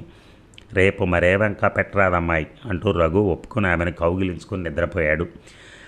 ఆ మర్నాడు అంటే లక్ష్మి రఘుతో హైదరాబాద్ చేరుకున్నాక 3వ రోజు రఘు పొద్దున్నే భోంచేసి ఆఫీస్కి వెళ్ళిపోయాడు. 11 గంటల అయ్యేసరికి షాపు వాడిద్దరికీ సరిపడే మంచం, పరుపు, డ్రెస్సింగ్ టేబుల్ పంపించాడు. వాటిని బెడ్రూమ్లో సర్దించింది. తెచ్చిన వాళ్ళకి ఛాయ్ తాగడానికి డబ్బిచ్చి పంపించింది. ఆ ఏర్పాట్లో డ్రెస్సింగ్ టేబుల్, మిర్రర్, మంచం మీద పడుకునే బొమ్మ చూసుకోగలిగినట్టు అయింది. సుభద్ర వాళ్ళ గదిలో అలా పెట్టుకుంది. అప్పటి నుంచి లక్ష్మి తను కూడా అలా పెట్టుకోవాలని, అప్పుడు మంచం మీద నుంచే జుట్టు సరి చేసుకోవచ్చని అనుకుంది. ఆ బెడ్రూమ్లో ఒక చిన్న బ్లూ బల్బు, అద్దం దగ్గర కూర్చున్న వాళ్ళ మొహం మీద లైటు పడేటట్టుగా ఒక పెద్ద బల్బు ఆ రోజు పొద్దున్నే ఏర్పాటు చేయించింది రఘు చేత. రఘు స్విచ్లన్నీ బెడ్ మీద పడుకున్న వాళ్ళ చేతులకు అందేటట్టుగా కనెక్షన్స్ ఇచ్చాడు. లక్ష్మి అన్నీ సర్దించాక ఆ పడక గదిని తృప్తిగా చూసి ఇంటికి తాళం వేసి దగ్గరలో ఉన్న బజార్కి షాపింగ్కి వెళ్ళింది, తన మరో కోరిక తీర్చుకోవటానికి. ఇక 6 గంటల అయ్యేసరికి ఇంటికి వచ్చిన రఘుకి లక్ష్మి ఎదురు వెళ్ళింది. రఘు లక్ష్మిని పోల్చుకోలేదు. ఇంటికి ఎవరో అతిథులు వచ్చారనుకున్నాడు. లక్ష్మి నవ్వింది. నవ్వును బట్టి పోల్చుకున్నాడా నిల్చున్నది లక్ష్మి అని. మోటార్ సైకిల్కి స్టాండ్ వేయటం మర్చిపోయి నిలబడ్డాడు. లక్ష్మి పంజాబీ డ్రెస్లో పోనీ టైల్తో కొత్తగా కనిపించింది. ఏమిటలా బొమ్మలా నిలబడిపోయారు, లోపలికి రండి అంటూ లక్ష్మి చిరునవ్వుతో ఆహ్వానించింది. ఆశ్చర్యం నుంచి తేరుకుని రఘు లోపలికి నడిచాడు. ఈ అమ్మాయి ఎవరో చాలా ఫ్యాషనబుల్గా ఉంది, లక్ష్మి అయి ఉండదు అనుకున్నాను. ఏమిటి కథ, ఏమిటి వేషం అన్నాడు హాస్యంగా. నాకు కొన్నేళ్ల బట్టి పంజాబీ డ్రెస్ వేసుకోవాలని సరదా. మా అన్నయ్య వేసుకుంటే తంతాననేవాడు. అన్నయ్యలంతా అంతే, ఇంకో ఆడపిల్ల వేసుకుంటే ఇంత కళ్ళు వేసుకుని చూస్తారు. అలాంటి వాళ్ళ పట్ల గ్లామర్ పెంచుకుంటారు. కానీ వాళ్ళ చెల్లెళ్ళు అలా డ్రెస్ అవ్వటానికి ఒప్పుకోరు, డబుల్ స్టాండర్డ్స్. అందుకని సింహంతో నేను ఈ విషయంలో పోట్లాడితే అమ్మ పోన్లేవే, నీకు పెళ్ళి నీ మొగుడు వేసుకొనిస్తే వేసుకోవే అనేది. ఇన్నాళ్ళకి ఛాన్స్ వచ్చింది, నాకు ఇలా డ్రెస్ అయ్యి మీ మోటార్ సైకిల్ వెనకాతలు కూర్చోవాలని సరదా అంది లక్ష్మి. రఘు లక్ష్మి మనసును అర్థం చేసుకునేందుకు ప్రయత్నిస్తున్నాడు. రఘు జవాబు చెప్పకపోయేసరికి, మీకు ఇష్టం లేదా, మార్చేస్తాలేండి. పంజాబీ స్త్రీలే చీరలు కట్టుకుంటున్నప్పుడు, దొరసాన్లే మన చీరలను గౌరవించి ధరిస్తున్నప్పుడు నాలాంటి సంసారపు సాధారణ స్త్రీ పంజాబీ డ్రెస్సుల మీద, గౌన్ల మీద మోజు చూపించడం భారత జాతికి తలవంపులు అంది మూతి ముడుచుకుని లక్ష్మి. రఘు పకపకా నవ్వేశాడు. అవన్నీ నేను అన్నం. నువ్వు పంజాబీ డ్రెస్ వేసుకున్నా, పంజాబీ స్త్రీలు చీరగట్టుకున్నా, నువ్వు గౌను వేసుకున్నా, యూరోపియన్ లేడీ చీరగట్టుకున్నా, స్త్రీలకు రకరకాల అలంకరణల పట్ల ఉన్న మోజు తప్పించి గౌరవం పాడు అంటూ కబుర్లు చెప్తే నేను నమ్మను. ఇదంతా కొందరు కథలు రాసేవాళ్ళు ఇతర స్త్రీలకు మన వేషధారణ పట్ల గౌరవంగా చిత్రిస్తే అది వాళ్ళ భ్రమ, అంతే. నేను ఇతరుల భార్యలు రోడ్ల మీద అందంగా అలంకరించుకుని వెళ్తుంటే కళ్ళారా చూస్తూ నా భార్య మాత్రం మిగిలిన వాళ్ళకి పరమ ఛాందసంగా, అనాగరికంగా, అనాకర్షణీయంగా కనిపించాలని కోరుకునే అంతటి సెల్ఫిష్ ఫీలోనైతే కాను. లక్ష్మి రఘుకి టిఫిన్ పెట్టి కాఫీ ఇచ్చింది. అవి తీసుకున్నాక రఘు టెరీ కాటన్ లాగు చొక్కా వేసుకుని తను కూడా అందంగా తయారై బయలుదేరాడు. మోటార్ సైకిల్ వెనకాతలెక్కిన లక్ష్మి తన కుడి చేతిని రఘు చుట్టూ తిప్పి అతని ఛాతీ మీద వేసింది. ఎడమ చేతిని ఎడం భుజం మీద వేసింది. ఈ భంగిమలో రఘుకి చేతనైనంత దగ్గరగా ఆనుకుని కూర్చుంది. రఘుకి ఆ స్పర్శ చాలా సుఖంగా ఉన్నా తనకు తెలిసిన వాళ్ళు ఎవరైనా చూస్తారేమో అని ఇబ్బందిగా కూర్చున్నాడు. కానీ వీలు చూసుకుని సడన్ బ్రేక్స్ వేయసాగాడు. లక్ష్మి బ్రేకు పడ్డప్పుడల్లా రఘుని హత్తుకునేది. రఘు 1, 2 అంటూ కౌంటు మొదలెట్టాడు. మీ ఆఫీసులో మీకు ఇవాళ 1, 2 నేర్పారా అని అడిగింది లక్ష్మి. కాదు, నా రొమాంటిక్ బ్యాంకులో నేను సేవ చేస్తున్న హగ్స్ కౌంటు చేస్తున్నాను. బాగుంది. ట్యాంక్ బండ్కి చేరుకున్నాక వెహికల్ను ఒక మూల భద్రంగా పార్క్ చేశాడు రఘు. ఆ పైన లక్ష్మి రఘు పక్కపక్కనే నడవడం మొదలుపెట్టారు. లక్ష్మి రఘు తన చేయి పట్టుకుంటాడేమోనని కొంతసేపు చూసింది. ఆ ధోరణిలో రఘు లేడు. అందుకని తనే రఘు చేయి పుచ్చుకుంది. మీ మగవాళ్ళకి అనుభవం పట్ల కాంక్షే కానీ రొమాంటిక్ ఫీలింగ్స్ ఉండవా అని అడిగింది కోపంగా. చెట్టపట్టాలు వేసుకున్నాం కదా, ఈ ట్యాంక్ బండి మీద స్లో మోషన్లో పరిగెత్తుదామా అని రఘు ఎక్కిరించాడు. లక్ష్మి మాట్లాడలేదు. కొంచెం దూరం నడిచారు. రఘు ఉన్నట్టుండి చేయి విడిపించుకుని గుడ్ ఈవినింగ్ సార్ అంటూ ఒక అతన్ని పలకరించి మా వైఫ్ సార్ అంటూ లక్ష్మిని పరిచయం చేశాడు. ఆయనతో నావిడ్ని బాగున్నారా అని పలకరించి లక్ష్మితో మా అసిస్టెంట్ ఇంజనీర్ గారు ఈవిడ ఆయన మిస్సెస్ అని చెప్పాడు. మగవాళ్ళిద్దరూ కాసేపట్లో ఆఫీస్ గొడవల్లో పడిపోయారు. అసిస్టెంట్ ఇంజనీర్ భార్య మీరు కాసేపు చల్లగాలికి తిరుగుదామని వచ్చారేమి కదా అని లక్ష్మిని అడిగింది. అవును అంది లక్ష్మి నింపాదిగా వినయంగా. మేము అందుకే వచ్చాం పదండి అన్నాడు అసిస్టెంట్ ఇంజనీర్. మీరెక్కడికి? కొత్తగా పెళ్ళి కాపురం పెట్టిన వాళ్ళతో బాగుంది. మీ మగవాళ్ళకు బొత్తిగా కొన్ని విషయాలు తట్టవు, అసలు మీతో నడవడానికి నేనున్నాను పదండి అని ఆమె భర్తను మందలించి డే టైంలో తోచకపోతే మా ఇంటికి రండి అని లక్ష్మితో చెప్పి భర్తతో కలిసి మరో దశలో నడిచింది. లక్ష్మి ఆవిడకేసి కృతజ్ఞతతో చూసింది. కాసేపు అటు ఇటు తిరిగాక రఘు ఇంటికి వెళ్ళటానికి తొందరపడ్డాడు. ఇంటికి వెళ్ళి వంట చేయాలి కూడా, పదండి అంది లక్ష్మి. వంట లేదు గింట లేదు, దారిలో ఏదైనా తినేసి పోదాం అన్నాడు రఘు. లక్ష్మి రాసుకున్న సెంటు వాసన మత్తెక్కిస్తూ ఉంటే దారిలో హోటల్లో రఘు మితంగా తిన్నాడు. ఎందుకలా తింటున్నారు అని లక్ష్మి అడిగితే పొట్ట బరువు అయితే రసాభాసగా ఉంటుంది కదా, అనుభవజ్ఞులు మరి అలా చెప్పారు అన్నాడు లక్ష్మి చెవిలో. లక్ష్మి సిగ్గుపడింది. భోంచేసి బెనారస్ ప్యాన్ వేసుకుని వాహనం ఎక్కి ఇల్లు చేరుకున్నారు. ఇంటికి చేరుకునేసరికి 9 అయింది. నేను స్నానం చేయాలి, నాకు చెమట పోసింది అంది లక్ష్మి. ఇదొక ఆలస్యమా అన్నాడు రఘు అసహనంగా. మీరు చేయరా, ఏటి కలిసి చేద్దామా? లక్ష్మికి అనాలనున్నా సిగ్గు అననివ్వలేదు. దాని బదులు చీ అంది. పోనీ నువ్వు చేయి, నేను చూస్తాను. పోకిరి బుద్ధులన్నీ అంది లక్ష్మి. బాత్రూమ్ తలుపు ఓరగా వేసి స్నానం చేసింది లక్ష్మి. రఘు తలుపు తోసుకొని రావాలని కోరుకుంటూ రఘుకు కూడా అలా చేయాలనున్నా లక్ష్మి ఏమనుకుంటుందో అన్న భయంతో ఆ సమయంలో పైజామా లాల్చీల్లోకి మారిపోయాడు. లక్ష్మి చీర చుట్టుకోబెట్టుకుని వచ్చింది. అప్పుడే విచ్చిన మల్లె మొగ్గలా ఉంది నా లక్ష్మి అనుకున్నాడు రఘు. బొగ్గ మీద చేయి వేసుకుంటే బొగ్గ గరుగ్గా తగిలింది. ఈ బొగ్గల మెత్తటి నూనెపైన బొగ్గల మీద రాస్తే అవి గీసుకుపోవు అనుకున్నాడు. వెంటనే షేవింగ్ సెట్ తీసుకుని గడ్డం గీసుకున్నాడు. ఆఫ్టర్ షేవ్ లోషన్ రాసుకున్నాడు. అప్పటికి లక్ష్మి అద్దం ముందు చేతులు అందంగా కదుపుతూ వంపుల అందాన్ని రకరకాలుగా వలకబోస్తూ తలదూకుంటోంది. లక్ష్మికి ఈ స్నానాలు చేయటాలు తలదూకోటాలు కొత్తగా లీలామహల్ సినిమాలో రఘు చూపించగా చూసింది. రఘు ఆగలేక వెళ్ళి లక్ష్మిని గట్టిగా వాటేసుకుని మంచం వైపు దారి తీశాడు. చిన్న బల్బు మాత్రం ఉంచి పెద్ద లైటు ఆర్పాడు. వసు చరిత్రలు మను చరిత్రలు మనసులో మెదిలాయి. కంచుకానికి మోక్షం కలిగించి నీలిని సడలించాడు. దుర్గాలు ఆక్రమించుకోవటానికి లోపల వేరే బురుజులు గట్రా లేవు. అమ్మ దొంగ అన్నాడు. లక్ష్మి మరింత సిగ్గుపడుతూ అతనిలో ఒరిగిపోయింది. కెరటాలు ఉవ్వెత్తున లేచి బండరాళ్ల మీద పడి విరిగిపోయాయి. అవి నెమ్మదిగా ఇసుక తీరమ్మ మీద పరుచుకున్నాయి, భూమిలోకి ఇంకిపోయాయి. రఘు మంచం మీద అలిసి నిద్రపోయాడు. నిద్రపోతున్న రఘు తలని గుండెలకు హత్తుకుని జుట్టు నిమురుతూ ఆలోచనలో పడింది. రఘు డబ్బు తీసుకోవటం వల్ల తల్లికి అపకారం జరిగింది. ఆ విషయం గుర్తుకు రాగానే లక్ష్మికి బాధ కలిగింది. కానీ రఘు తీసుకోకపోయినంత మాత్రాన సింహం ఆ డబ్బు అమ్మకిచ్చేవాడా అని ఆలోచించింది. కాసేపటికి తను సింహం గురించి చాలా అన్యాయంగా ఆలోచిస్తుందేమో అనుమానించింది.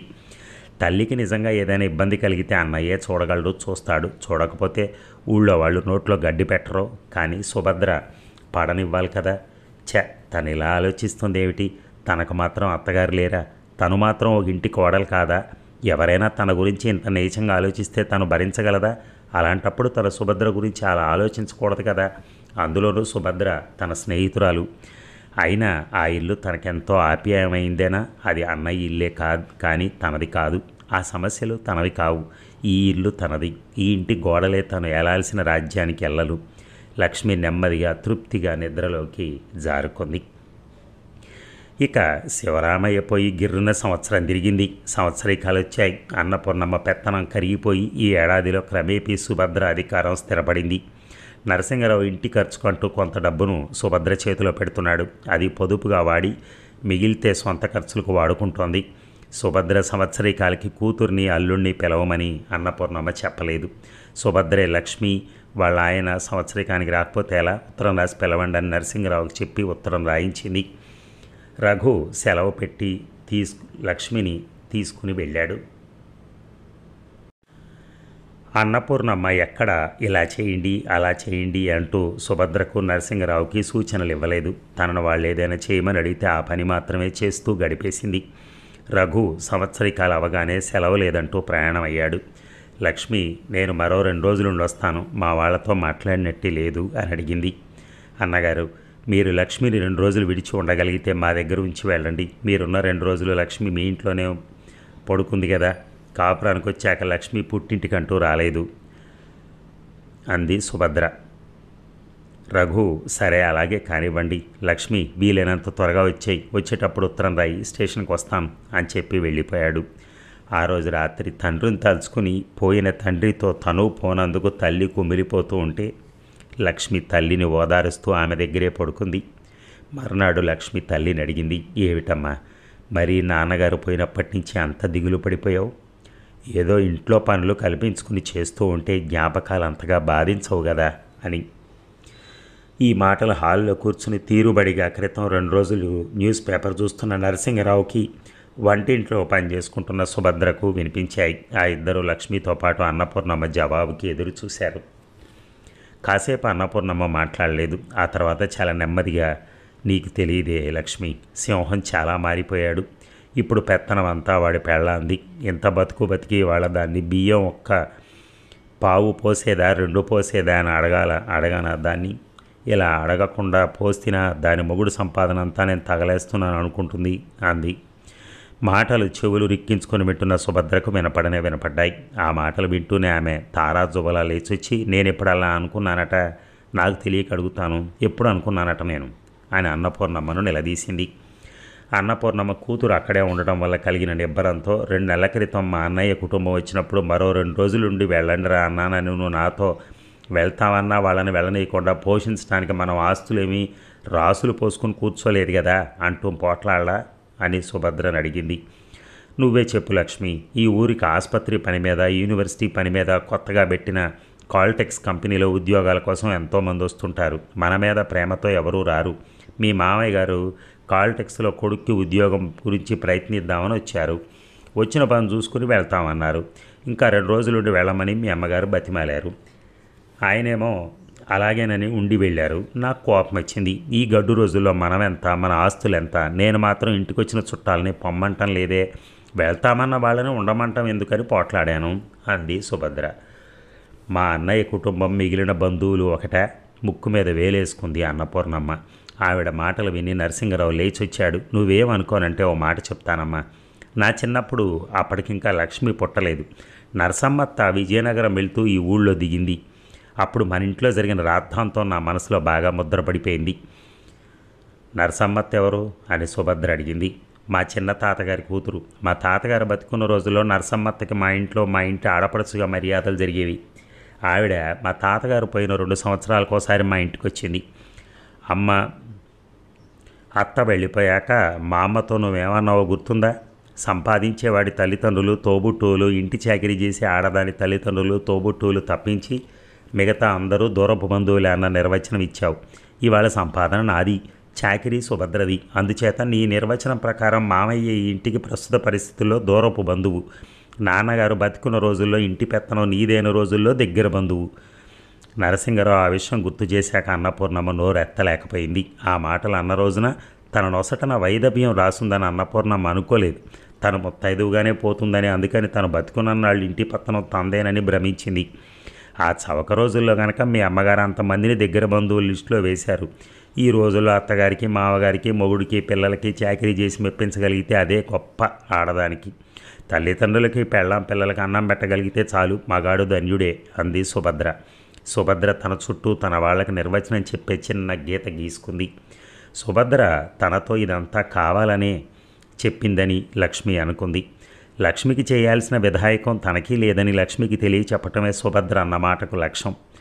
చూడు లక్ష్మి, ఇదేదో నిన్ను మనసులో పెట్టుకుని అన్నాను అనుకోగలవు, అది కాదు. పూర్వం రోజుల్లోలాగా ఆడపిల్లలు నెలల కొద్దీ పుట్టిళ్లలో ఉండటం ఈరోజు జరగటం లేదు. ఎందుకు? రోజులు మారాయి గనక. నేను నా పుట్టింటికి వెళ్తున్నాను. నువ్వు మాత్రం ఎన్నిసార్లు ఇక్కడికి రాగలుగుతావు?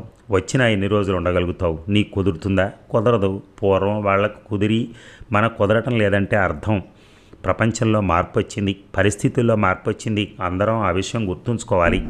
ఇదంతా నేను చెప్తున్నది నువ్వు రాకూడదని కాదు. నువ్వు నాకు ఆడపడుచువే కాక స్నేహితురాలివి కూడా. అందుకని నువ్వు ఎప్పుడు రాదలుచుకున్నా రావచ్చు, నీకు ఆ అధికారం ఉంది. నేను రాదలుచుకుని రావటానికి నువ్వు పిలిస్తే రావటానికి తేడా లేదా అంది. ఇంట్లో ఏదైనా కార్యం అయితే నేను పిలవనా? నువ్వు రావా? ఇప్పుడు పిలిస్తేనే కదా నువ్వు వచ్చింది. సుభద్ర అభిప్రాయం లక్ష్మికి స్పష్టంగానే తెలిసింది. ఏదైనా శుభకార్యం అంటూ జరిగితే తనే పిలుస్తుంది. మిగిలినప్పుడు లక్ష్మి రాదలుచుకుంటే రావచ్చు. లక్ష్మి చర్చ పొడిగించలేదు. లక్ష్మి మరో 2 రోజులుండి హైదరాబాద్ వెళ్ళిపోయింది. అన్నపూర్ణమ్మ కూతుర్ని ఇంకా 2 రోజులు ఉండమని అనలేదు. సుభద్ర అన్న మాటలు లక్ష్మి మీద పనిచేస్తూనే ఉన్నాయి. విశాఖపట్నంలో నాకే అధికారం లేకపోతే పోని, హైదరాబాదులో నా ఇల్లుంది, దానికి నేను రాణిని. ఆ ఇంట్లో సర్వాధికారాలు నావే, అందులో ఎవరికీ ప్రవేశం లేదు. నేను మా ఆయన మాత్రం ఉంటాం హాయిగా అనుకుంది రైల్లో ప్రయాణం చేస్తున్న లక్ష్మి. ఇక లక్ష్మి హైదరాబాద్ వెళ్ళాక 2 రోజులకి రఘుకి ఒక పోస్ట్ కార్డు వచ్చింది. అది జనవరి నెల 7వ తారీఖు. డియర్ రఘు, రేపు 10వ తారీఖున బెజవాడ నుంచి నేను మీ బావగారు హైదరాబాద్ వస్తున్నాం. మీ బావగారికి హైదరాబాద్లో మీటింగ్ ఉంది, వీలైతే స్టేషన్కి రా. నువ్వు స్టేషన్కి రాకపోయినా మేము ఇంటికి రాకపోం. ఇంతే సంగతులు. ఇట్లు దుర్గా. పిఎస్, నేను రాసిన దాని ప్రకారం 10వ తారీఖున బెజవాడలో బయలుదేరుతున్నామో హైదరాబాద్ చేరుతున్నామో నీకు అర్థం కాదట. హైదరాబాద్కి 10వ తారీఖు ఎక్స్ప్రెస్లో చేరుతున్నామని రాయమన్నారు మీ బావగారు. నువ్వు స్టేషన్కి రాకుండా ఎక్కొడితే నేనే సరిగా వ్రాయలేదండి ఉత్తరం అంటూ నిన్ను సమర్థిస్తానట. బావమరుదులకి అనగా కుంటి సాకులు చెప్పుకునేందుకు అవకాశం ఇవ్వరాదన్నమాట. మేము ఉంటాను దుర్గా. ఆ ఉత్తరంలో అధికార ధోరణి చూస్తుంటే లక్ష్మికి ఒళ్ళు మండిపోయింది. గతంలో చైనా వాళ్ళు భారత భూభాగం మీద తమకు అధికారం ఉందంటే భారతీయులకెల్లా ఎలా ఒళ్ళు మండిపోయిందో అలా మండిపోయింది లక్ష్మికి ఒళ్ళు. అందులోనూ మేమొచ్చి మీ నెత్తిన దిగుతామని అంత నిర్మోహమాటంగా రాయటం అస్సలు నచ్చలేదు. ఇంతకీ దుర్గా రఘు సొంత అక్క కూడా కాదు, పెత్తండ్రి కూతురు. దుర్గా భర్త రఘు గురించి వెలిబుచ్చిన అభిప్రాయాలంటివి. రఘు సింహం స్నేహితులైనా సింహం దగ్గర రఘు వెలిబుచ్చడు. దుర్గా ఇలాంటి ఉత్తరాలు రాయటం ఏం మర్యాద అనుకుంది లక్ష్మి. ఆవిడ కొన్ని రోజుల పాటు పిల్లలతోనూ భర్తతోనూ ఇక్కడ తిష్ట వేయబోతుందన్న విషయం స్పష్టంగానే ఉంది. తను వీళ్ళందరికీ ఎందుకని ఒళ్ళు విరుచుకుని వండి వార్చాలి? తను వార్చదు. వీళ్ళని హోటల్లోనో దింపమని రఘుకు చెప్పాలి. సుభద్ర అయితే ఇలాంటి పరిస్థితుల్లో అంతే చేస్తుంది. అయితే తను మరీ నిక్కచ్చి మనిషి కాదు గనక వాళ్ళను పూట భోజనానికి పిలుస్తుంది.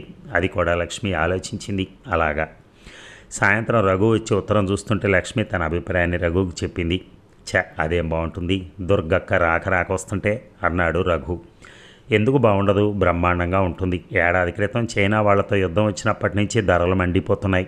ఈ గడ్డు రోజుల్లో ఏం దగ్గర బంధువులని వాళ్ళని మన ఇంట్లో దింపుకోవాలి. పైగా ఇలా దింపుకుంటూ పోతే ఈ రాజధానిలో అంతెక్కడ? అందరినీ మనం ఎక్కడ దింపుకుంటాము? అయిన వాళ్ళనే దింపుకుంటాం. అయిన వాళ్ళకి నిర్వచనం, మనకి చేసేవాళ్ళు మనకైన వాళ్ళు, వాళ్ళకే మనం చేస్తాం. ఆవిడ మనకి చేస్తుందా? మనం బెజవాడ వెళ్తే నెత్తి మీద పెట్టుకుంటుంది. మనం వెళ్ళాం కదా. ఎందుకు వెళ్ళాం? మనం పూర్వం వెళ్ళామా? అయితే ఎప్పుడు మనమే ఇతరుల ఇళ్ళకి ముందర వెళ్ళి తర్వాతే వాళ్ళని ఇంటికి రానివ్వాలా? వాళ్ళు మనకు ఎలాంటి మర్యాద చేశారో చూసి మనం దానికి తగిన రీతిగా తిరుగు మర్యాద చేయాలా వద్దా? అవును, వాళ్ళు అలాగే అనుకుంటే మనం వెళ్ళొద్దు. లక్ష్మి ఒక కోణం నుంచే చూస్తోంది. తను ఎవరింటికి వెళ్ళదు. వెళ్ళినా అక్కడ తన ఇంట్లో లాగా సుఖం ఉండదు కనుక వెళ్ళదు. అలాంటప్పుడు తను వెళ్ళి వాళ్ళ ఇళ్లలో ఉండటానికి తను ఎప్పుడూ ఇష్టపడని చుట్టాలకి తను చేయటం ఎందుకు? చూడు లక్ష్మి, మనకెంత ఎక్కువ బంధుబలగం ఉంటే అంత మంచిది కదా. మీరేమన్నా చిన్నప్పుడు సోషల్ స్టడీస్లో చదువుకున్న వసుదైక కుటుంబ సభ్యులా అని అడిగింది లక్ష్మి నవ్వుతూ. వాతావరణం కాస్త తేలిక పడింది. కాను, అందరూ నా వాళ్ళు అనుకోగల విశాల హృదయం ఉంటే నేను మహాత్ముణ్ణే. అంత విశాల హృదయం లేదు నాకు. కానీ కేవలం నా పెళ్ళాం పిల్లలు మాత్రమే నా వాళ్ళు అనుకోవటం నాకు నచ్చదు. తన వారెవరైనా దరిజేర ప్రేమ మీద ఆదరించువారి అనురాగపు సంసారమే సంసారమని మా చిన్నప్పుడు ఒక పాట ఉండేది. అందరినీ ఆదరిస్తే మరి ఇల్లు గొల్లైపోతుంది కదా. నువ్వు ఆ పాట సరిగా వినలేదు. అందులో ప్రేమతో దరిజేరిన బంధువుల్ని మాత్రమే ఆదరించమనుంది, అందరినీ కాదు. మన మీద ప్రేమతో వచ్చేవాళ్ళు మన ఇల్లు గొల్ల చేరు, మనల్ని చేసుకొనివ్వరు. ఏమో బాబు, నాకు చిన్నప్పటి నుంచి కూడా బంధువులు అంటే సదభిప్రాయం లేదు. నేను స్నేహితులతోనే ఎక్కువ కలవగలుగుతాను. స్నేహితుల్ని మనం ఏర్పరచుకోవచ్చు, బంధువుల్లా కాదు. నాకు సుభద్రతో వదిన గారి కంటే స్నేహితురాలుగానే ఎక్కువ చనువు. మనకి స్నేహితుల విషయంలోనూ ఛాయిస్ లేదు. స్నేహితులు ఎన్నోసార్లు మన మీద బలవంతంగా రుద్దబడతారు. మనకు నచ్చకపోయినా వాళ్ళని భరించక తప్పదు. అసలు స్నేహితులే ఒక క్లాస్ చదవటం వల్ల, ఒక పేటలో ఉండటం వల్ల ఏర్పడతారు. వాళ్ళలో ఎంతమంది బోరు కొట్టే వాళ్ళు ఉండరు. మనకు తెలిసిన వాళ్ళంతా మన స్నేహితులే అంటం లేదు, మనకు నచ్చిన వాళ్ళే మన స్నేహితులు అంటున్నాను. అలాగే మనతో చుట్టరికం ఉన్న వారంతా మన బంధువులు కారు. నచ్చిన వాళ్ళే మనకు చుట్టాలు, బంధువులు. అలాంటి వాళ్ళతో రాకపోకలు ఉంటే మనకు వాళ్ళు వచ్చిన చుట్టాలైన పాపానికి వాళ్ళని దూరంగా ఉంచాలా? పోనీ వాళ్ళనే స్నేహితులు అనుకోరాదు? బంధువులంటే పెట్టుపోతలు ఉంటాయి బాబు, అవంటే నాకు భయం. పెట్టుపోతలు అన్నవి మన సాంఘిక ఆచారానికి సంబంధించినవి. స్నేహితుల పెళ్ళిళ్ళకి, పుట్టినరోజులకి కాకుండా పరిచయస్తుల ఇళ్లలో పేరంటానికి కూడా శక్తి ఉన్నా లేకపోయినా, ఇష్టం ఉన్నా లేకపోయినా మనం గిఫ్టులు తీసుకెళ్ళటం లేదా? అలాగే బంధువులతో కూడా. లక్ష్మి మాట్లాడలేదు. మళ్ళీ రఘువే అన్నాడు, ఈ పెట్టుపోతల్లో ఒక సోషలిజం ఉంది. మా పెదనాయనమ్మ బతికున్న రోజుల్లో మా ఇంటికి వస్తూ ఉండేది. మా ఇంట్లో చచ్చేలా చాకిరీ చేసేది అభిమానంతో. మా నాయనమ్మేమో వాళ్ళ అక్కకి తనకున్న దానిలో బట్టలో, వస్తువులో, దినుసులు ఆవిడ వెళ్ళేటప్పుడు ఇచ్చేది. వంట మనిషిని పెట్టుకుని ఆవిడ ఏమైనా ఇంటికి చేరేస్తుందేమోనని దిగులతో చచ్చే కంటే ఆయన వాళ్ళ నుంచి ఉపకారం పొంది ప్రత్యుపకారం చేయటం నయం కదా. కొంచెం పచ్చగా ఉన్నవారు తమ పచ్చను పచ్చగా లేని బంధువులతో పంచుకోవటం సోషలిజం కాదా? అయితే ఇది బంధువుల మధ్య అమలు జరుగుతుంది కనుక ఒకళ్ళు పచ్చగా లేని పీడిత వర్గాలు దెబ్బతింటూ వచ్చాయి. అందరూ పచ్చగా ఉన్న ధనిక వర్గాలు మరీ ధనికులైపోయారు. అందుకే ఈ విధమైన సోషలిజం కాలక్రమేణా అప్రతిష్ట పాలైంది. మీ ఆలోచనలు వేరు, నావి వేరు. నా ఆలోచనలు నేను పుట్టిననాటి నుంచి పెరిగిన వాతావరణంలో నేను విన్న మాటలు బట్టి ఏర్పడి, ఒకరి జోలికి ఇంకొకరికి పోకపోవటం, మన జోలికి ఇతరులు ఎవరు రాగలిగినంత చనువు ఎవరికి ఇవ్వకపోవటం చేస్తే జీవితం చాలా సుఖంగా గడిచిపోతుందని నాకు అనిపిస్తుంది. మనము అంటున్నావు, మనం అంటే ఎవరు? నువ్వు, నేను, మన పిల్లలునా? అంటే మన తల్లిదండ్రులు మన లిస్టులో లేరా? మన పిల్లలు పెద్దవాళ్ళయ్యాక వాళ్ళకి తల్లిదండ్రులు మనల్ని కూడా వాళ్ళ లిస్టులోంచి తీసేస్తారు కనుక వాళ్ళు మన లిస్టులో ఉన్నా వాళ్ళ లిస్టులోనూ మనం ఉండం. ఇక మిగిలింది నువ్వు, నేను. ఇప్పుడు ఆలోచిద్దాం. నన్ను కన్న తల్లిదండ్రులు నా కుటుంబ పరిధిలోకి రారు. నేను కన్న పిల్లలు నన్ను వాళ్ళ పరిధిలోకి రానివ్వరు. నాతో పుట్టి పెరిగిన వాళ్ళు నా వాళ్ళు కాదు. ఇంకా కేవలం నన్ను కట్టుకున్న దానివి నువ్వు మిగిలావు. నువ్వు మాత్రం నా దానివి ఎందుకు అనుకోవాలి? నీ గొప్పతనం ఏమిటి అసలు? నా తల్లి కంటేను, నా కొడుకు కంటేను నువ్వు ఆ దగ్గర దానివే. ఈ విధంగా ఆలోచిస్తే కేవలం నేను మాత్రమే నా వాడిని అని అనుకోవాల్సి వస్తుంది. లక్ష్మికి ఏడుపు వచ్చింది. నేను మీ దాన్ని కానా? నా వాళ్ళనందరినీ వదిలేసి మీరే నా సర్వస్వం అని నమ్మొచ్చిన నేను మీకు పరాయిదాన్నా? అంది లక్ష్మి ముక్కు ఎగబీలుస్తూ. వాదనలో ఉడుక్కోడాలు లేవు, ఆటలో అరటిపండు. నేను చెప్పేది ఏమిటంటే కుటుంబపు పరిధిని పెంచుకుంటూ పోతే నువ్వు చెప్పిన వసుదైక కుటుంబం వైపు ప్రయాణం చేస్తావు. తగ్గించుకుంటూ పోతే ఏదో ఒక రోజున నువ్వా నేనా అన్న ప్రశ్న వస్తుంది. దానికి సమాధానం ఎప్పుడు నేనే. అందుకని మన పరిధిని తగ్గించుకుని పోవటం నాకు ఇష్టం లేదు. అలా అని పెంచుకుంటూ పోవటానికి నేను మహాత్ముడినేం కాను. అందుకనే ఈ రెండు విపరీతాలకి మధ్య ఉండాలి మనం. అందుకని నేనంటే అభిమానం చూపించే నా వాళ్ళు అని నిర్వచించుకున్నాను. అంటే మీ దుర్గాక్కయ్యకి మీరంటే అభిమానం అంటారు, లేక హైదరాబాద్ వచ్చినప్పుడల్లా మీరంటే అభిమానం చూపిస్తుందంటారా అని అడిగింది లక్ష్మి పెంకెగా.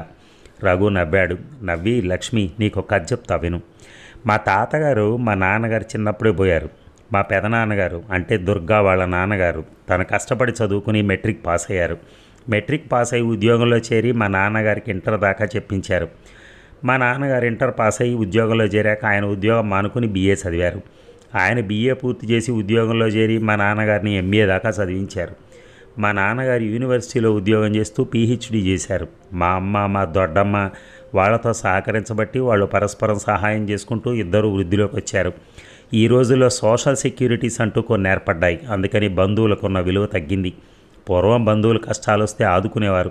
ఇప్పుడు ఇన్సూరెన్స్లు, ప్రావిడెంట్ ఫండ్లు ఉండటం వల్ల బంధువుల నుంచి ఆర్థిక సహాయం పొందవలసిన అవసరం తగ్గింది.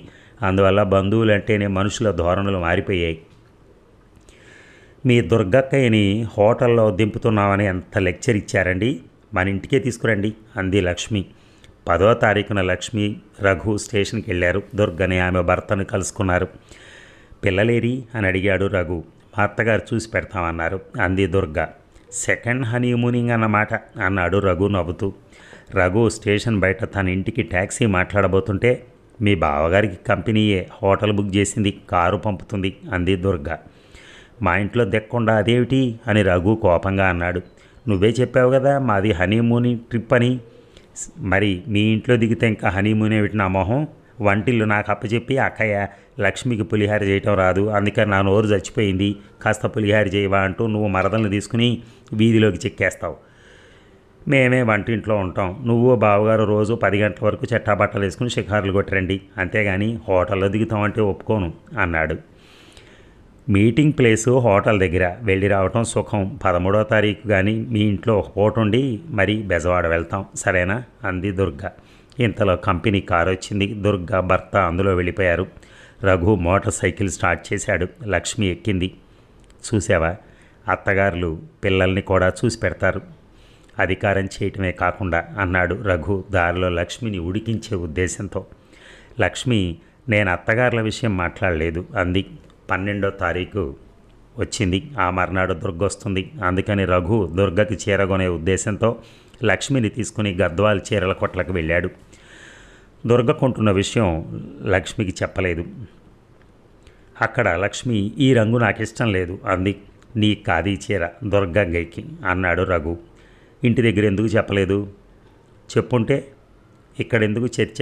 కొట్లో చర్చించడం నాకు ఇష్టం లేదు. అయితే పద మళ్ళీ వద్దాం. రఘు చీర కొనకుండా బయటికి దారి తీశాడు. లక్ష్మిని ఎక్కించుకుని వాహనాన్ని ట్యాంకు బండు వైపుకి నడిపాడు. జనవరి నెలవటంతో అక్కడ చల్లగా ఉంది. జనం పలచగా ఉన్నారు. అక్కడ సిమెంట్ బెంచ్ మీద కూర్చున్నారు. ఇప్పుడు చెప్పు అని రఘు అడిగాడు. దుర్గగారికి మనం అంత ఖరీదైన చీర ఇప్పుడు కొనాల్సిన అవసరం ఏమిటి అని. నాకు ఉద్యోగం అయ్యాక మా అక్కయ్య నా దగ్గరికి రావడం ఇదే మొదటిసారి. అక్కయ్యకి నేనంటూ ఎప్పుడూ ఒక్క చీర కొనలేదు. నాకు కొన్నారు కదా పాపం, ఈ ఏడార్థంలో ఏం కొనలేదా? కట్టుడు చీరలు కొన్నారు. ఖరీదైన చీరలు నీకే 50 ఉన్నాయన్న బట్టే కదా. ఆ నమ్మకంతోనే కొనలేదు, ఆ ఉద్దేశంతో. పెళ్ళయ్యాక కొనని మాట నిజమే అయినా పెళ్ళికి ఖరీదైన చీర కొన్నాగా. పెళ్ళికి కొన్న చీరలు ఎన్నింట్లో లెక్క పెడతారు అని అడిగింది లక్ష్మి. ఎన్నింట్లో పెట్టాను అని ఆశ్చర్యంగా అడిగాడు రఘు. పెళ్లిలో పెళ్లి కూతురుకు పెట్టే 5 చీరల్లో ఒకటిగా పెట్టారుగా మీ వాళ్ళు దాన్ని. మేము నీకు 5 చీరలు పెడతామని అన్నామా? రఘు ఇంకా ఆశ్చర్యపోయాడు. అనాలేంటి, ఆనవాయితీ లేదా? ఉందా? ఉందని ఎవరు చెప్పారు? సుభద్ర, మా అమ్మ, నా స్నేహితురాళ్ళు. ఇంకా ఏమన్నా చెప్పారా? చెప్పలేదు, బతికించారు. రఘుకి లక్ష్మి అమాయకత్వం మీద జాలి చోటు చేసుకుంది. విను లక్ష్మి, కొందరు మగ పెళ్లివారు పెళ్లి కొడుకు రిస్టు వాచి, పట్టుబట్టలు, ఉంగరం, వెండి కంచం, వెండి చెంబు, వెండి గ్లాసు, 3-4 సూట్లు, హనీమూన్కి వెళ్ళటానికి టిక్కెట్లు, 10,000 కట్నం అంటూ పెద్ద జాబితా చదువుతారు. అందుకని మన వాళ్ళు ఆనవాయితీలనే ఏర్పరిచారు. అవి 2 పక్షాల వరకు రక్షణ కలిగిస్తాయి. ఇన్ని వసూలు చేసిన వాళ్ళ నుంచి అంతకంత ఆడపిల్లకు పెట్టించడంలో ఒక భాగమే ఈ 5 చీరల భాగవతం. అయితే ఆనవాయితీల్లో ఒక తమాషా లేకపోలేదు. అదేమిటంటే ఎవరి మట్టుకు వాళ్ళు వాళ్ళకి రావాల్సినవేవో గుర్తుంచుకుంటారు. కానీ మీ వాళ్ళు నాకు ఇవ్వాల్సిన జాబితాలు ఎన్ని ఇచ్చారంటావు? మీ వాళ్ళు అడిగుంటే మా వాళ్ళు ఇచ్చుండేవాళ్ళు అంది. మీ వాళ్ళు కూడా మిమ్మల్ని 5 చీరలు పెట్టమని అడగలేదే. మీకు ఆ మాత్రం తెలుసు అనుకున్నారు. మీరు పెట్టినవి కూడా ఇదే ఉన్నాయి. అదేదో కాకతాళీయంగా జరిగింది. కానీ అందులో ఒకటి మాత్రం నేను అభిమానంతో 200 పెట్టి కొన్నాను. పోనీ అలాగే అనుకున్నా, మరి పెళ్ళయ్యాక ఒకటి కొనలేదుగా. పెళ్ళైన ఏడాది 2 కొన్నాను. అవి మాలినవి, నూలువి. అవి వెడ్డింగ్ యానివర్సరీకి కొన్నది అది టెర్లింది. నీ పుట్టినరోజు కన్నది అది కాశ్మీర్ సిల్కు. ఏంటి ఇవన్నీ చీరలు కావా? మీరు మనకు పెళ్ళయ్యాక ఒక్కటైనా గద్వాల చీర కొన్నారా? లేదు. నాకు కొనకుండా ఇతరులకు కొనటం తప్పేనా? తప్పే. ఎప్పుడు దిద్దుకుంటారు మరి? ఉగాదికి. అయితే పదండి కొట్టుకి. రేపొద్దున్నే దుర్గగారు కూడా వస్తారు. ఆవిడకి పెట్టడానికి చీరలేదు. ఇద్దరూ లేచారు. బజార్కి వెళ్ళి ఒక చీర రవిక గుడ్డ కొని ఇంటికి చేరుకున్నారు. ఆ రాత్రి పడుకునేటప్పుడు రఘు గుండెల మీద రాస్తూ, మా అన్నయ్య కూడా మీరు దుర్గ మీద చూపిస్తున్న అభిమానం నా మీద చూపించాలనిపించింది, కానీ నాది తీరని కోరిక. అందుకని మీరు దుర్గగారికి చీర కొంటాననగానే నాకు కలిగిన మొట్టమొదటి భావం అసూయ. అందుకని అలా వాదించాను. ఏమనుకోకండి, దుర్గగారంటే నాకు ఇష్టమే. ఆవిడ మన పెళ్ళికి రికార్డు ప్లేయర్ కూడా ఇచ్చింది అంది. రఘు లక్ష్మిని ఆప్యాయంగా దగ్గరకు తీసుకున్నాడు. వెర్రి పిల్ల, ఆ ఊరికి ఈ ఊరు ఎంత దూరమో ఈ ఊరికి ఆ ఊరు అంతే. మీ అన్నయ్య కొడుకు నువ్వు మాత్రం ఏమన్నా ఇచ్చావా?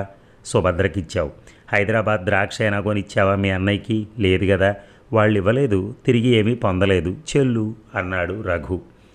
13వ తారీఖు పొద్దున్న లక్ష్మి రఘు లేచి భోగి తలంట్లు పోసుకునేసరికి దుర్గ ఆమె భర్త వచ్చారు. వదిన గారు, తలంటు మీరు పోసుకుని అన్నయ్య గారికి పోయండి, కుంకుడుకాయలున్నాయి అంది లక్ష్మి.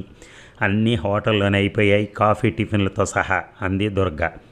మీ వదిన స్నానం చేసినా చేయనట్టుంటుంది, నన్ను చూస్తే స్నానం చేసావని పోల్చుకుని ఉందు అన్నాడు దుర్గ భర్త. మా అక్కయ్య స్నానం చేయకపోయినా చేసినంత శుభ్రంగా ఉంటుంది. లక్ష్మికి వాళ్ళ అన్నగారిని చూస్తేనే అనుమానం కలిగింది అన్నాడు రఘు. హాస్యాలకేం కానీ వంట పని మొదలెడదామా లక్ష్మి అంది దుర్గ. వంటింట్లోకి దారి తీసింది. వంట లక్ష్మిని చేయనిచ్చి దుర్గ పై పని అందుకుంది. కూరలు తరిగిచ్చింది, బియ్యం బాగు చేసింది. వంట చేసిన కీర్తి పూర్తిగా లక్ష్మికే దక్కించింది. 11 గంటలు అయ్యాక రఘు, వంట వాసనకి మీ బావగారి నోరూరు ఆగలేకపోతున్నారు ఆయన, భోంచేద్దామా మరి అంటూ దుర్గ కంచాలు మంచినీళ్లు పెట్టింది. భోజనాలు అయ్యాక పెద్ద పండక్కైనా ఇంటి దగ్గర ఉండకపోతే పిల్లలు బాధపడతారని చెప్పి దుర్గ ఆమె భర్త ప్రయాణం కట్టారు. రఘు లక్ష్మి అభ్యంతరం చెప్పడానికి తావివ్వకుండా దుర్గకు కొన్న బట్టలు పెట్టింది లక్ష్మి. ఆ పైన రఘు లక్ష్మి వంగి ఆమెకు ఆమె భర్తకు నమస్కరించారు. మరుసటేడికి మేనకోడల్ని కనండి అంటూ దుర్గమ్మ దీవించింది. వెళుతూ వీలు చూసుకుని బెజవాడ రండి అని వాళ్ళిద్దరినీ ఆహ్వానించింది దుర్గ. ఆవిడ ఆప్యాయతకి లక్ష్మి కరిగిపోయింది. వాళ్ళు వెళ్ళిపోయాక, చూసావా లక్ష్మి, అక్కయ్య బావ మనం ఎక్కడ కష్టపడిపోతామనని మన ఇంట్లో ఒక్క పూట కంటే ఉండలేదు. ప్రేమగల బంధువుల పద్ధతే అంతా అన్నాడు రఘు. లక్ష్మి అవునన్నట్టుగా చూసింది. మరి ఈ భాగం ముగిద్దామా? చూడండి ఎంత బాగుందో ఫ్యామిలీ స్టోరీ. నిజంగా ఒక్కొక్కళ్ళు లెక్కలు వేసుకోవటం, ఒక్కొక్కళ్ళ జీవితాలు పొంతన ఎలా ఉండాలి, చుట్టాలతో బంధువులతో ఇలాగ అన్నీ చర్చించుకుంటూ వస్తున్నారు బేసిక్గా. అందుకని ఏంటంటే గతంలో రాసిన నవలలు ఏవైతే ఉన్నాయో బాగా ఓల్డ్ 1970s, 60s, 50sలో అప్పుడు రాసినవన్నీ కూడా ఏంటంటే ఆ టైంలో ఉన్నటువంటి కాలానుగుణంగా అలాగ రాసేవాళ్ళు. అవే మనకు అసలు ఆదర్శప్రాయం కావాలి ఇలాంటి సిస్టమ్స్ అన్నీ. కానీ మనం ఏం చేసాం, చాలా ఆధునిక యుగంలోకి వచ్చేసాం అన్నమాట. ఇప్పుడు అన్నీ ఇప్పుడు ఆ సుభద్ర అనే క్యారెక్టర్ ఏదైతే చెప్తుందో ఆ క్యారెక్టర్ లాగే ఉంటుంది ఇప్పుడున్న పరిస్థితి. అంటే మొత్తం మనకేమిస్తారు, మనం వాళ్ళకి ఏమి ఇవ్వాలి, అంతే. రెండు విషయాలు, వేరే ఉండవు. Thank you. మళ్ళీ 3వ భాగం అంటే ఆఖరి భాగంతో మనం ఇంకొక 2 అవర్స్లో కలుద్దాం. Thank you.